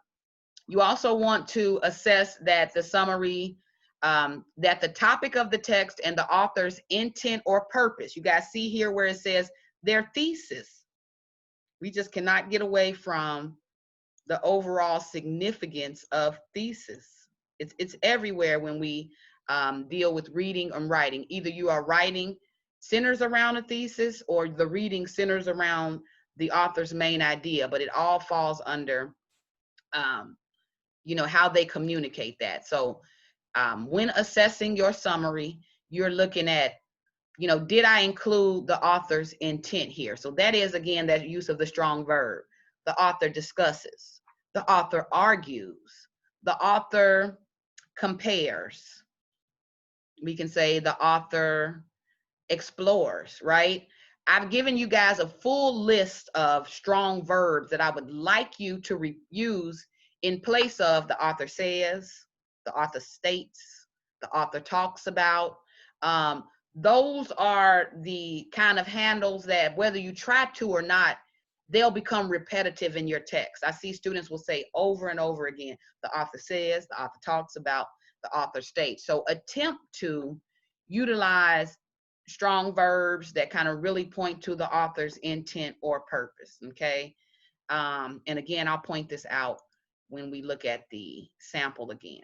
All right, so you guys, you also want to take a look at your summary and ask yourself, is the author's main argument, so again, we only want to focus on main points. Are they summarized accurately and explained so that someone who has never read this text can understand the essential parts of it? For those of you who submitted the Amy Tan summary already, read over your summary and ask yourself, is this good for someone, well, is this a good description of the text for someone who's never read it? Am I really laying out for them the key points or key parts of that text? Because that is the purpose of a summary. That is what you are doing anytime you summarize. I'm only laying out main points, key points of the text. And in explaining this previously, I've used the example of, you know, let's say you've watched a movie or a show and someone who missed it asked you, okay, so what happened on, what's the show I can think of? You know, like what happened on Law and Order, right? Well, you wouldn't tell them, you know, okay, so first he entered the room and then he sat down and then he, like, you wouldn't give them a blow by blow of what was said. You would kind of really only point to what was the major movement that happened, right? So consider a summary operates in that same way. You don't want to give me every single detail that the author laid out, but you do want to highlight the main points. Correct? Yes, right. So that's what we're doing with the summary. And in testing whether or not your summary was strong or not, consider, for someone who never read this text, did I accurately identify the author's main points? Okay. Another thing to consider with the summary, and for those of you who submitted one already, ask yourself, is my summary free of insignificant explanations, examples, or details from the text? Okay.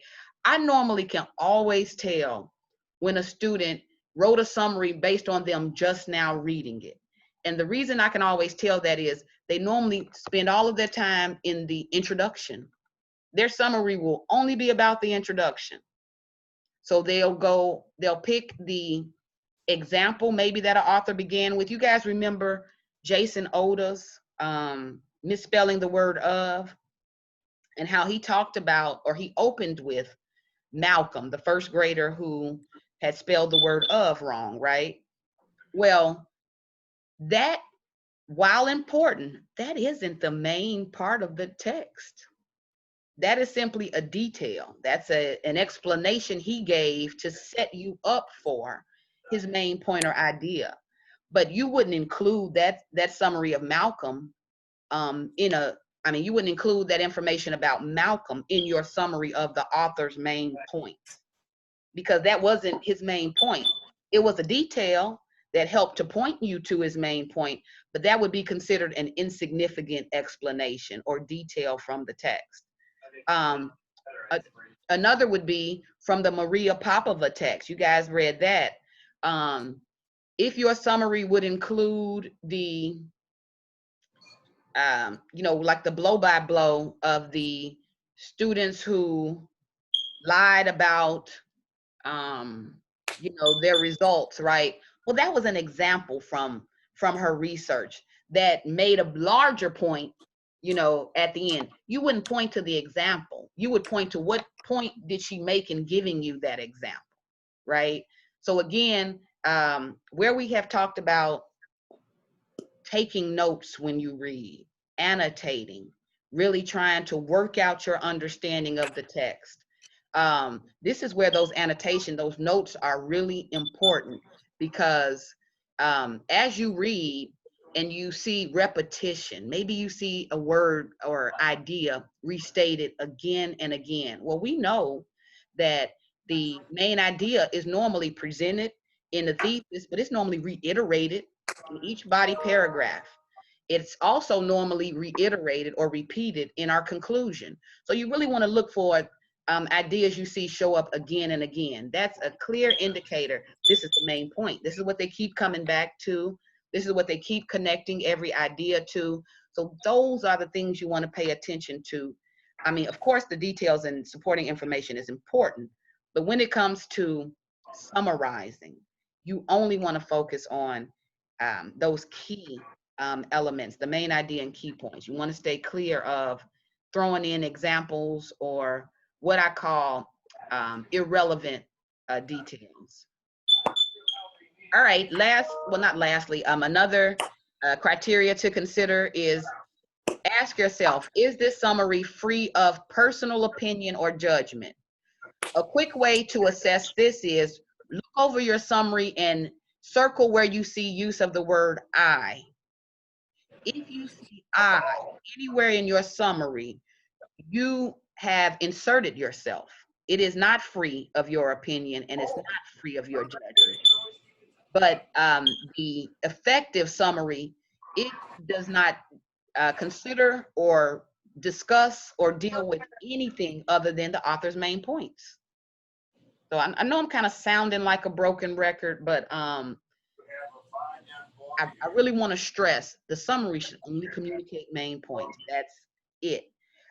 So we don't want to go into, I agree with what the author says here. Now that's essay. So again, keep a clear distinction between summary, objective, essay, subjective. You only need that opinion when we get into essay writing, okay?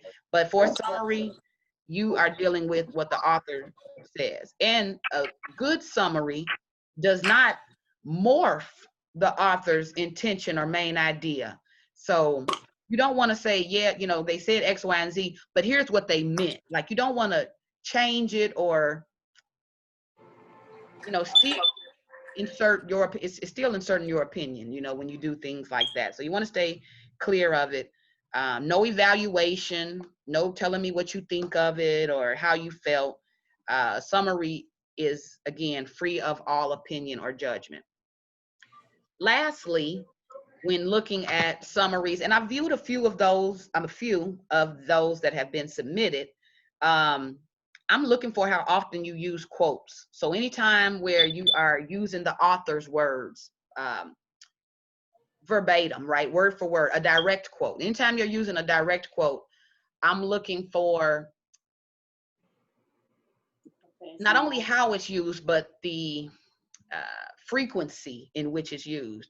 If you can only talk about the text by using the author's words, kind of like a building blocks, I'm wondering, how did you comprehend it, right? Again, not opinion, But when you normally can put things in your own words, it shows a processing of that information. It shows a comprehension of that information. So you want to make sure your summary is a paraphrased version of the author's main points and ideas. And when I say paraphrase, I mean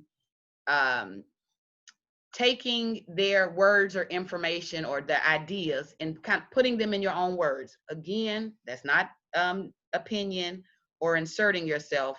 That is kind of a translation process of, you know, what you understood or comprehended about the text. I see your hand, Dwayne. Yes, sir. Uh-oh. Did you have a question, Dwayne? Let me.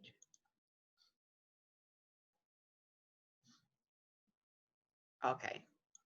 All right, my bad. Look, I'm jumping all over these hands. Okay. So you guys see this last criteria. The summary should be written in the student's own words, relatively free of quotes from the text. In other words, no more than one quote is allowed. We'll practice to get here. But in preparation for final CRT, now I definitely want you guys to practice and consider all of this for the midterm CRT, but definitely for the final CRT. This is what we want to work on. I won't say perfecting, but these are the skills we want to work on developing, okay? The whole idea of paraphrasing in your own words. And you guys saw how when we talk about the CRT, that there are several questions where they will ask you in your own words, what do you think, I mean, what did the author mean when he said, you know, X, Y, and Z? So they'll simply just want you to summarize that, you know, summarize that point or idea. So try not to rely too heavily on, let me just kind of build a summary by piecing together quotes. You definitely don't want to do that. The main idea, or shall I say function of the summary, is to show not only comprehension of the text, but kind of a command of that information. Not only do I understand it, I can talk about it as well, you know. So that's that added piece of in your own words, right? And you guys do this all the time. When we talk about, you know, when I ask you guys in class, what was the author's main idea? You guys don't read from the text what it is. You guys normally will summarize what you understood to be the author's main idea. So keep that same approach in mind when you guys are completing the portion of the CRT where you're asked to write a summary, a paragraph, detailing or summarizing the author's main ideas and key points of the text, okay? Look, did you need me, Dwayne? Okay, so never mind. All right, are there any questions on this? Oh, I know what I wanted to do. Before I completely put this to the side, let me show you guys a sample. We just talked about all of that. Now let me show you what it looks like in real time. Now you may say, you know, Ms. Cole, you showed me this already, but just to kind of reiterate the learning that has taken place, especially in preparation for the midterm tomorrow, you know, let's take a look again at what you guys are being asked to produce when you write a summary. Okay, so on my screen, do you guys see the summary example? Yes. Yes. Okay. Yes. I'm sorry, you know. Yes. Look, I'm still nervous. I have flashbacks of when I gave a whole lecture about a document that was not on my screen. Okay, so summary example. We just talked about these criteria. Opening up with the statement that lets us know the title of the text, the author's name, as well as a strong verb that communicates their purpose of the text. So we'll look at this really quickly. So you guys see the summary opens up with in, and here we have the title of the text. Sex, lies, and conversation. Why is it so hard for men and women to talk to each other? we have the author's name, linguist Deborah Tannen. Here we have the strong verb that points to the author's purpose, right? She suggests that, and then moving right from that strong verb, we go into a summary single sentence of the author's main idea. So where I ask you guys, and you see it in yellow here, where I ask you guys to annotate or take notes, when you'll be asked to reproduce the summary, sometimes your annotation of notes, you've already made notes, summarized key ideas. So you can take your annotations. I've seen students use their annotations to build a summary. So where it says right here, the main point, she suggests that the problems of communication in marriage can be solved if couples learn that men and women have different styles of communication. Now, what you guys need to know about this text is, this is like a 9-chapter book. Do you see how the summary is only one paragraph? So again, Yeah. I'm sorry, go ahead.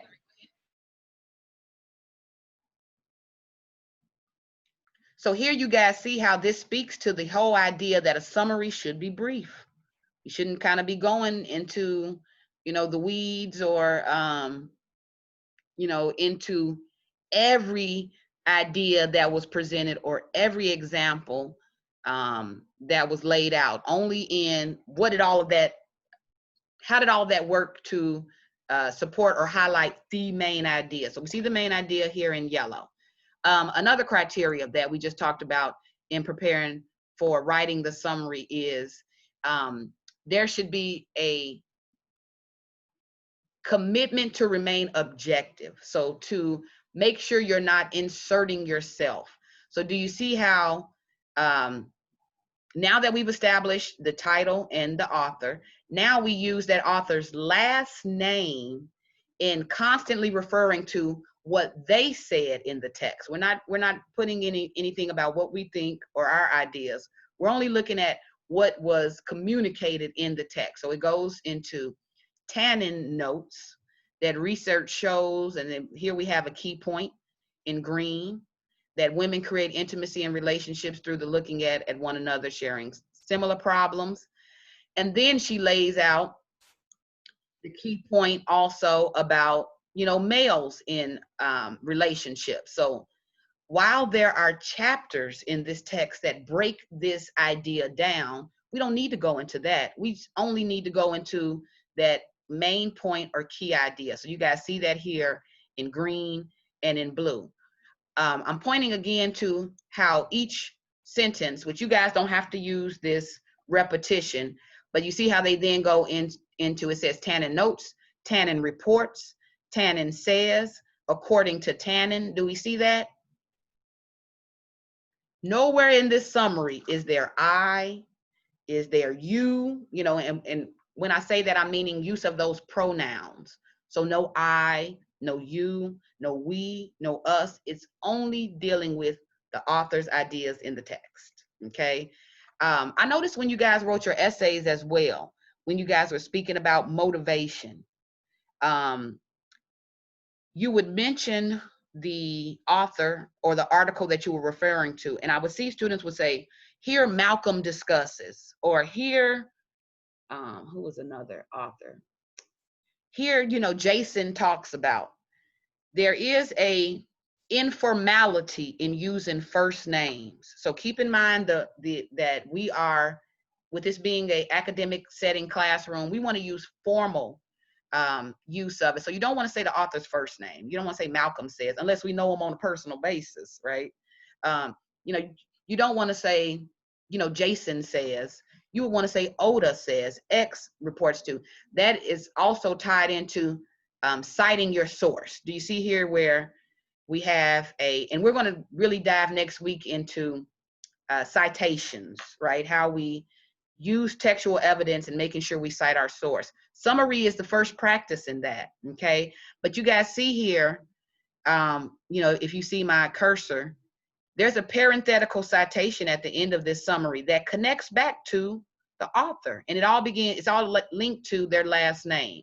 So you want to use last name when you're citing the words or ideas of a particular text. You want to use the author's last name, not first names. That is, again, formal, informal reference. We want to remain formal, as that is appropriate to the assignment.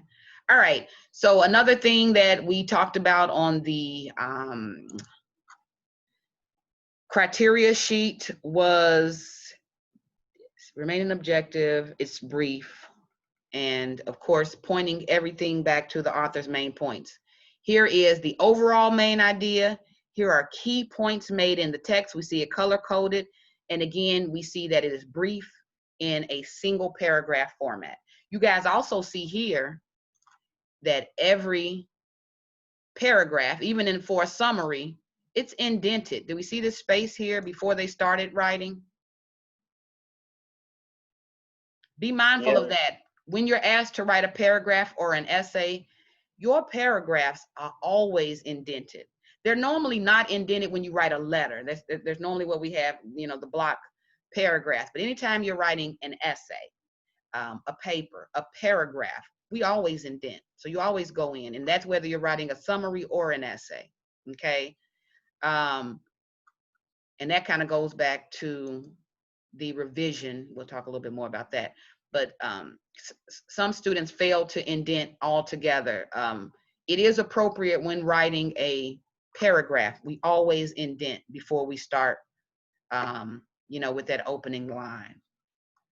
All right, I may have went into a lot of detail, but this will be a part of the CRT tomorrow. So all of this information that I just shared with you is on Brightspace. You can kind of review the information a little bit more. I've been telling you guys to practice summary just so you kind of, you are kind of strengthening your understanding of it. Practice it. Practice it according to the guidelines. After you read over it, ask yourself, take it through the bullet points. Did I include author and title? Did I remain objective? So use that information to help guide you, okay?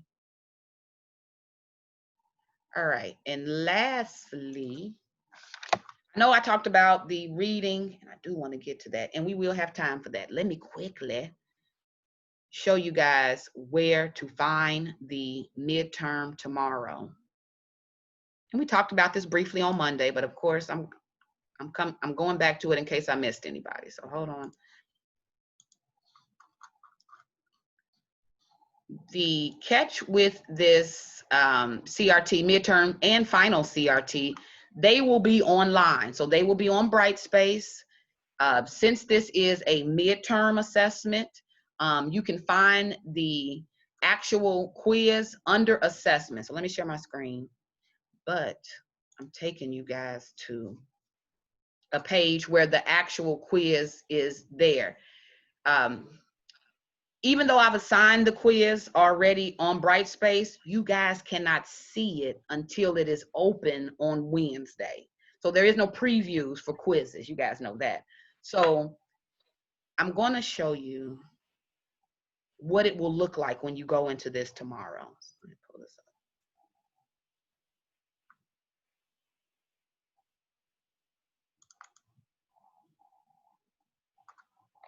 Now I'll share this with you really quickly before we get into the Gloria Anzaldúa and get out of here today.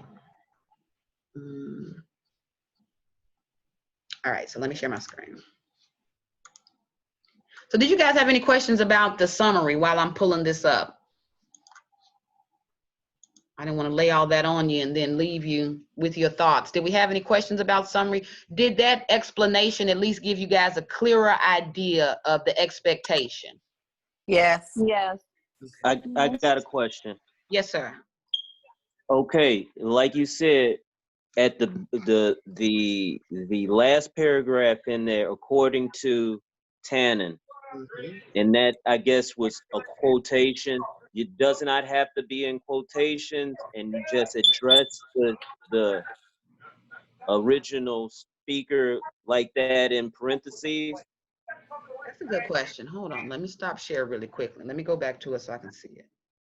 That's a good question. Let me pull Or it. can't you put like, okay, the evidence, you can just say paragraph 2 or 10 too, right? Oh, no. No. The only reason why they have that here is because they're quoting. So even though, I mean, not it's not a direct quote. It's what we call, again, a paraphrase. But the fact that these ideas are the authors, they're pointing you to where it is. So, Okay. but again, Robert, in what you said, you see where you pointed out according to, right?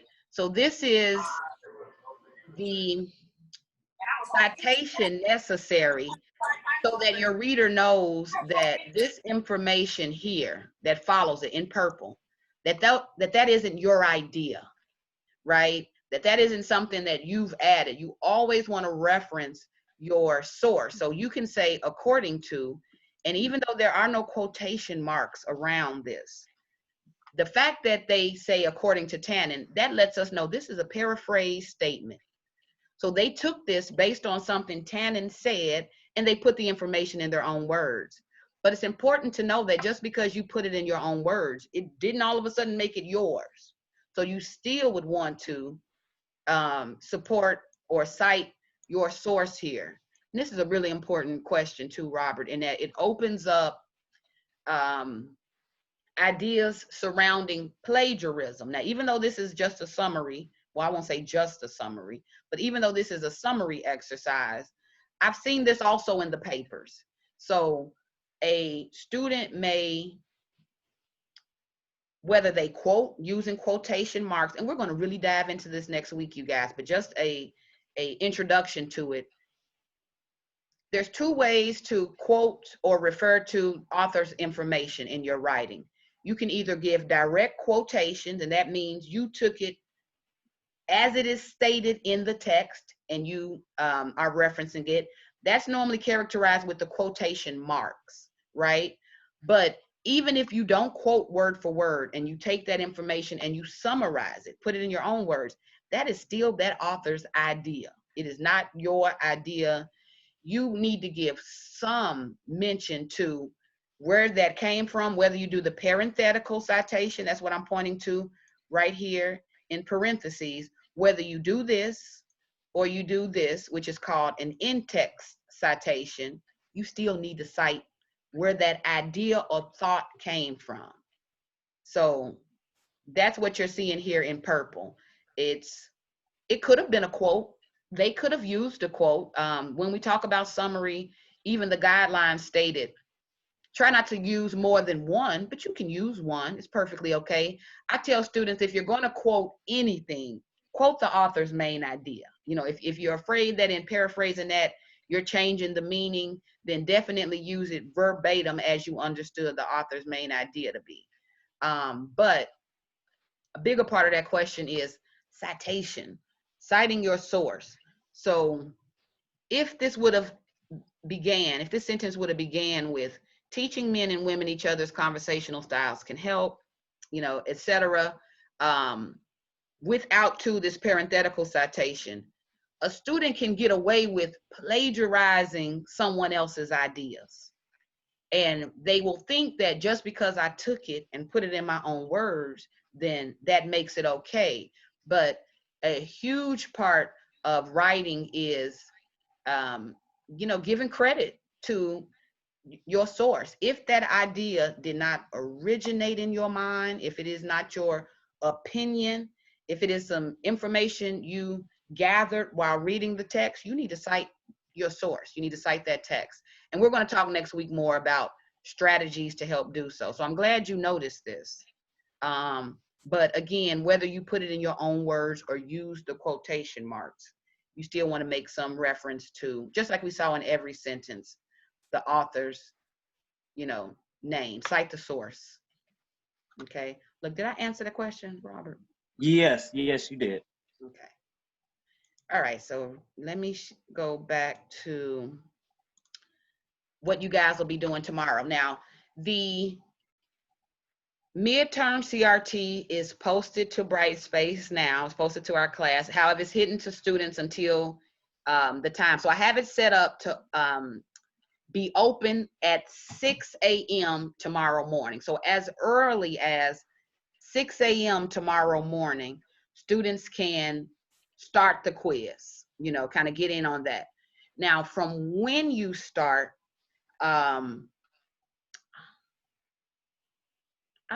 pretty sure I'm going to have to make this more than 12 hours. Because if I do 6 to 6 p.m., I think I'm still missing some students who may work or who may have other things going on in their schedule. So let's do a 6 a.m. to 10 p.m. time frame. And what that means is this is the time that it will be open and available. So where we talk about 12 hours, or what is 6 to 10? What is it, 16 hours?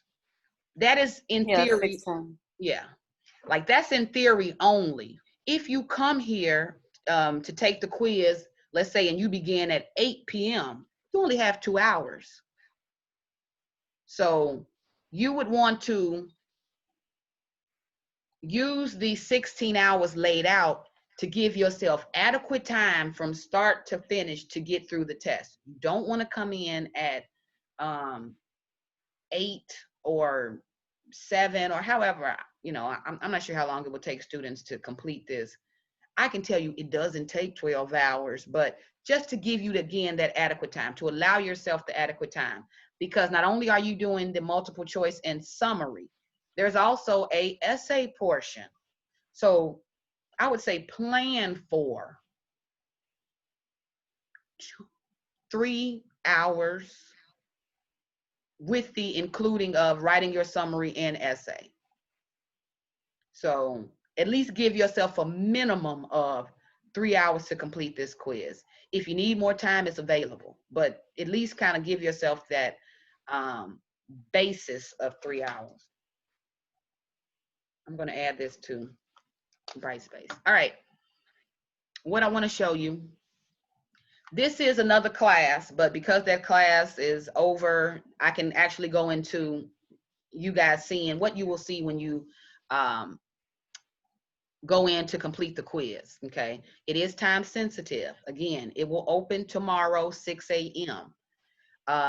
But once you start the test, like the clock starts the minute you open it up and start test, like it begins kind of timing. There's a timer that's on it, not to scare you, but just to kind of keep you aware. So again, based on your schedules, kind of map out what you're gonna do, how much time you're gonna set aside for this. All right, you guys will come here under assessments. You would click on quizzes. And this is a class I've had previously, but I did add a dummy quiz here for you guys to take a look at. Yeah, everything's been taking really long on my computer, especially when I run Zoom, so bear with me 1 second while this pulls up.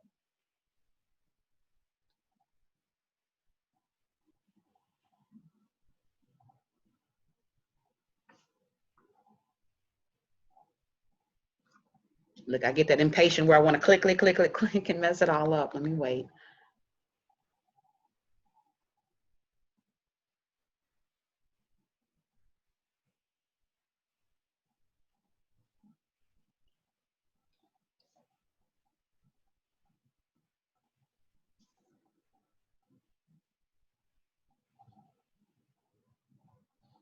I'm clicking again.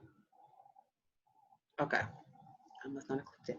Okay, so here you guys see when you go to assessments and click on quizzes, it's under quizzes, you will see the current quiz. So the current quiz will be the dangers of a single story, CRT, midterm. So you guys will see that. You'll click on it. In clicking on it, it will have a initial screen that gives instructions. So there is a breakdown of instructions. It'll tell you part 1 is multiple choice. You know, I may lay out a couple of strategies to help with that. It'll tell you part 2, let's say, is a summary, you know, and it'll kind of lay out some guidelines with that.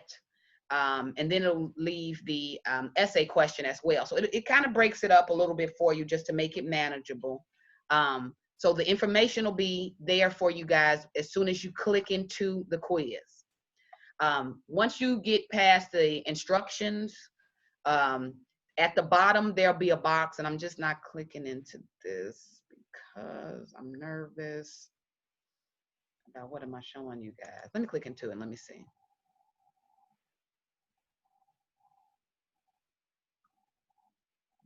Oh, I'm not going in as a student. Dang. Okay, I need to change my, all right, let me go back out. There's always a different view from what you guys will see and what I see that I take for granted sometimes. To view as student. All right, let's try this again. Assessments, quizzes. Okay. So here you'll click on the actual quiz. There will only be one there. There's only one assessment under this for our class. It'll tell you the availability. So you guys see here how that's laid out. Click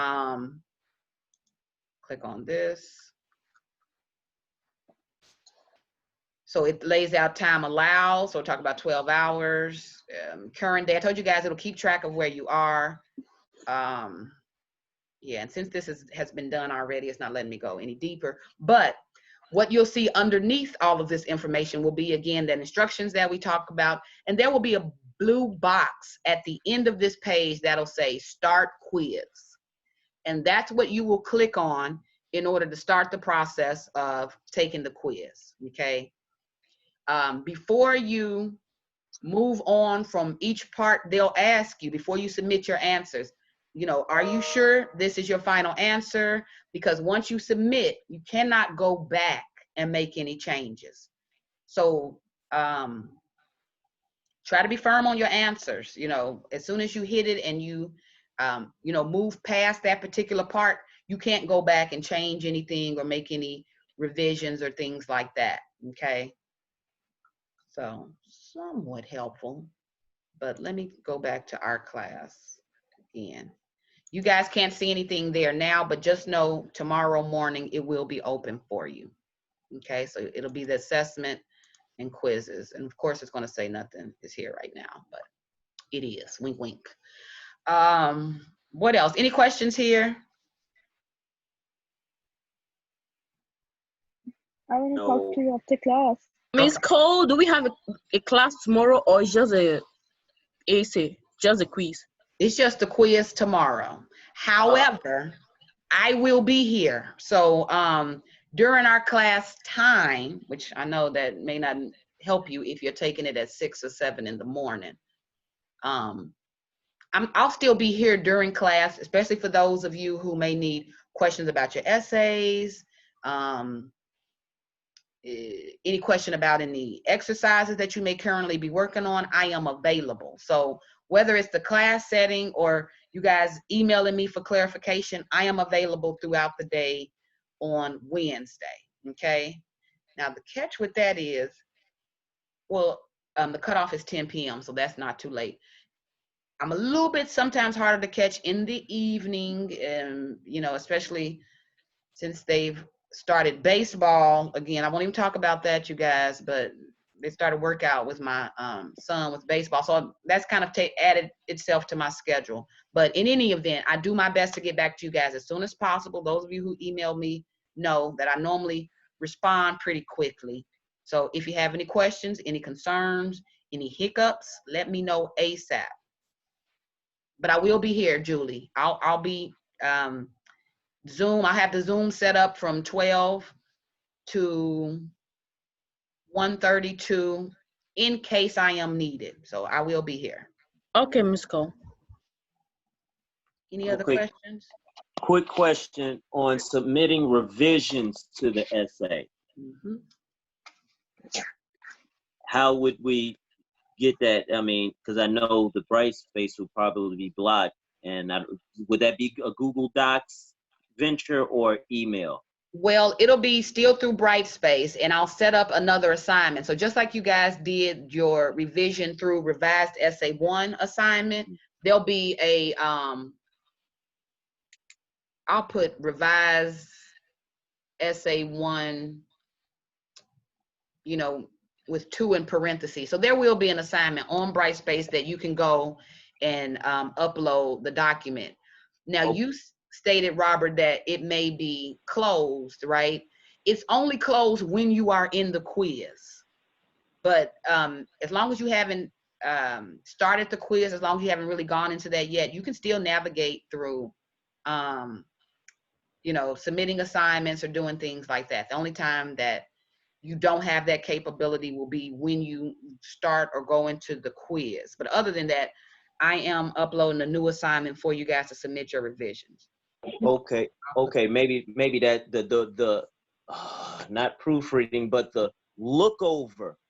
How do I submit the look over? Oh, the look over. Email me the look over, Robert. 10-4. But even with the look over, which you're good. So if I wanted to like talk to you one-on-one, I got your number, you know what I mean? So if there's, because sometimes even with the look over, even with me giving feedback,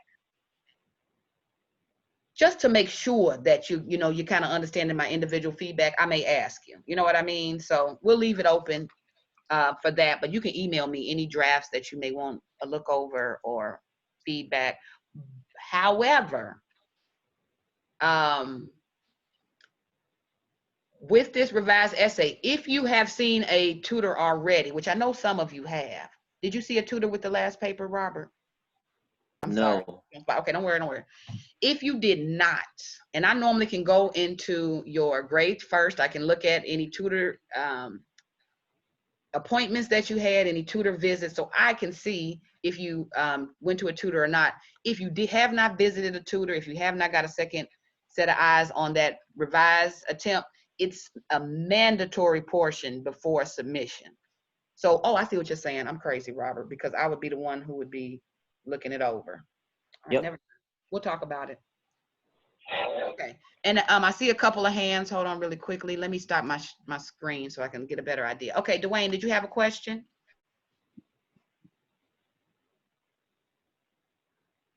Okay, maybe not. How about you, Elias? Did you have a question? Yeah, you asked me to meet Thursday about the essay. Okay. Can we talk after this class about this? Sure, we can. Okay, yeah, so stay after. Okay. Okay. Who else was staying after? Yamna, were you staying after as well? Yeah. Okay, so I'll knock you out first. I was staying after as well. Okay. Well, I can send you an email and then. Okay. Here's okay.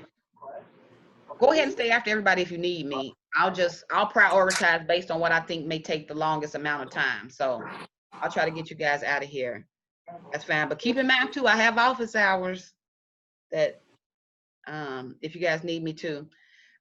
Okay. Mine was just about like an unturned in assignment, but I sent you. Okay. We can talk about that, Jamisha.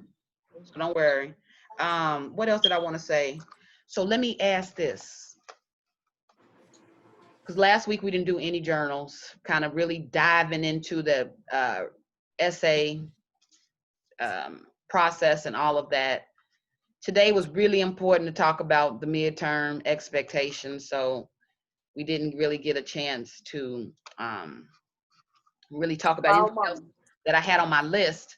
But did you guys get a chance to read the Gloria Anzaldua's poem, To Live in the Borderlands? That, yes. Anybody else? So if I was to give us a journal writing assignment in the last 10 minutes of class, that wouldn't necessarily be worth it because we didn't read it. Other than Robert, is that a fair assessment? Yeah, I'm sorry. I forgot about it. Look, the way you said that, Jamisha. I'm sorry. Okay, well, that's okay because I'll add it as a homework assignment. Look, one way or another, we're going to get in this journal entry number 5. And see, I was confused on what to read. That's why the CRT reading was the last reading I read because it was the shitty topic. Oh, the first draft. Yeah, it was that, and then the poem, and then but yeah, by that time, you know, yeah. But that's why I feel you on that, Robert. Yeah, it wasn't a lot of reading either. It was just the fact that you had to look so many places for me, like it kind of threw me off a little bit having to search. Okay. So here's what I'll do then. So did we? Okay, I see what you're saying. Let me kind of organize how I want to state this. I'll do a checklist that'll kind of lay out the reading, and in laying it out, it'll be a one-stop spot where you guys go and get the reading. So I'll attach to the checklist links for the reading, and that way you don't have to go in and out of screens or attempt to keep up with it, okay? So I'll lay that out. Where Robert mentioned the shitty first drafts text, that is related to the reflective discussion board, which is due today by the end of day. No, I'm not keeping that longer. That's been there for a minute. You guys are just kind of late a little bit getting to that, but it's been there since last weekend. So I'm going to keep that there, or since last Wednesday. I'm going to keep that there, but if you haven't completed that assignment, that's due tonight by 11:59. So in terms of priorities, go into the Brightspace discussion board. It's a paragraph assignment. Knock that out first. Get that out of the way, because that assignment expires tonight. If you have not read The Dangers of a Single Story, that is what our midterm CRT is going to be based on. You're behind, honestly, because I wanted that to be priority over everything else for today. So that is what should have, if nothing else made the cut for today, that should have been what you definitely had at least took through one reading and had read and are able to perhaps talk about or discuss. So with that, you guys are just going to have to add that to your plate in terms of an additional reading. And it's a little heavy if we're doing it as a first read this evening on top of kind of everything else, but that's okay. You guys know what needs to be done there. The Gloria Anzaldúa, I'm setting that aside for now. I'll make it a homework assignment that will be due over the weekend. So that is going to make it to the bottom of the list. So I'll give a checklist that'll lay out everything that's due, or everything we should be working on now. And the catch with that is I'm adding to it, especially in preparation for next week. So if you aren't checking Brightspace, check Brightspace. I'm moving forward with the expectation that you guys have checked Brightspace. You have read, even if you couldn't read the night before, at least that hour before class begins, you're making attempts to capture or get the reading done then. So, but I do feel you on that, Robert and Jamisha. I feel what you said about it may have been too many things in too many different places. So I'll attempt to organize that. The good thing is you at least got a first reading done of the essay. So the second reading should go pretty fast, but move Gloria Anzaldúa to the bottom of the list. She's going to be bottom of the list. So I'm not going to worry about that assignment right now. Oh, but we're going to do it. Did anybody read Gloria Anzaldúa? Look, let me throw that out. It's so good, but okay, so we're gonna take time on that. All right, my people. Well, then I won't keep you. We'll revisit the journal. Any last questions as we close? You know, I actually have one question, Go Professor. ahead, Yvonne.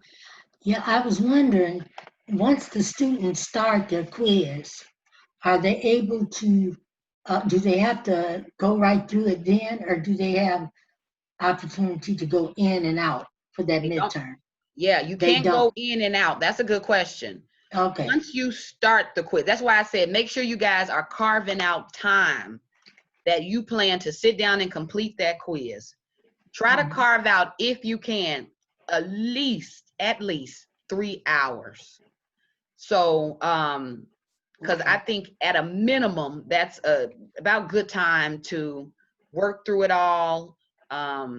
The multiple choice, the short answer, which is relatively short, but there's also the portion of the essay portion. And that I know sometimes with test anxiety, that may throw students. Sometimes they need a little extra time to think about it or, kind of go through those motions. But the minute you open it and you start it, so the minute you click that start button at the bottom, you cannot stop it. You can't then move around it or go in and out of windows. It won't allow it. So it's only once you start the quiz. Be prepared to sit through it. Now, a added part of that is the quiz is timed to go 12 hours. So you could sit in there. I mean, you could sit 12 hours in there. It would be there. So let's say, for instance, you opened it up and you have to kind of take care of other things. You can leave it open, you know, but you definitely can't close it. You definitely can't go back to it and change anything. You can't navigate in and out of it. Okay. Okay, so you guys are clear on that? Like, Yeah. once you start it, once I start it, I'm preparing to finish it. Okay. All right, good question. Thanks. Yes, no worries. Thank you, Yvonne. All right, I'll let you guys go. I know there's a few I know there are a few of you who are staying after who may need to speak to me, so I'll knock those out really quickly. If there is a personal question about the test, not about the test, about your grades or anything like that, you may not want to ask me in front of the audience of other students who may be waiting. So Jamisha, I know you mentioned you had a question about an assignment that was missing. I can tell you that. Look, I actually wrote up. I have everything wrote up. I can tell you that's nothing personal. So if you have any questions and you need to stay over, please do so. Yeah, I have my journal too, but you got it. But I think you didn't look in I think you told me to send it to your email that time. Now, who was that? That's you, Jamisha? Yeah.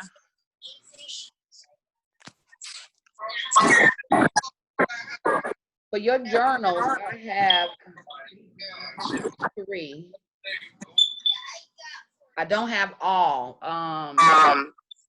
On the actual grade, the grade book in Brightspace, it may specify which one is missing. So you said it shows journal entry number 2 is missing? Yeah, that's what it says, journal entry number 2, Okay. but I turned that in. Okay, so you'll resubmit it to me? Okay. Yeah. All you have to do is just resubmit it, and you can either send it to me email, because that'll just be quicker for me rather than having to go through the steps of the Dropbox. So just shoot it to my email real quickly, and then I'll update it. All right. Good question. All right, who else? Yamna, did you have a question? Yeah, I'm asking about annotation. Oh, yes. Yeah, first you tell me about annotation. Only I write unfamiliar words and what you want. Okay, so you said clarification about annotation, right? Yeah. So you're saying your normal habits is to normally do what now? I'm sorry, say it one more time, Yamna. I am asking about annotation. How I annotate? I only write unfamiliar words and what you want. Oh, okay, that's a good question. All right, how to annotate? Several ways. Do you have the capability to print the text out? Or will you? Okay, yeah. you do. Okay, good.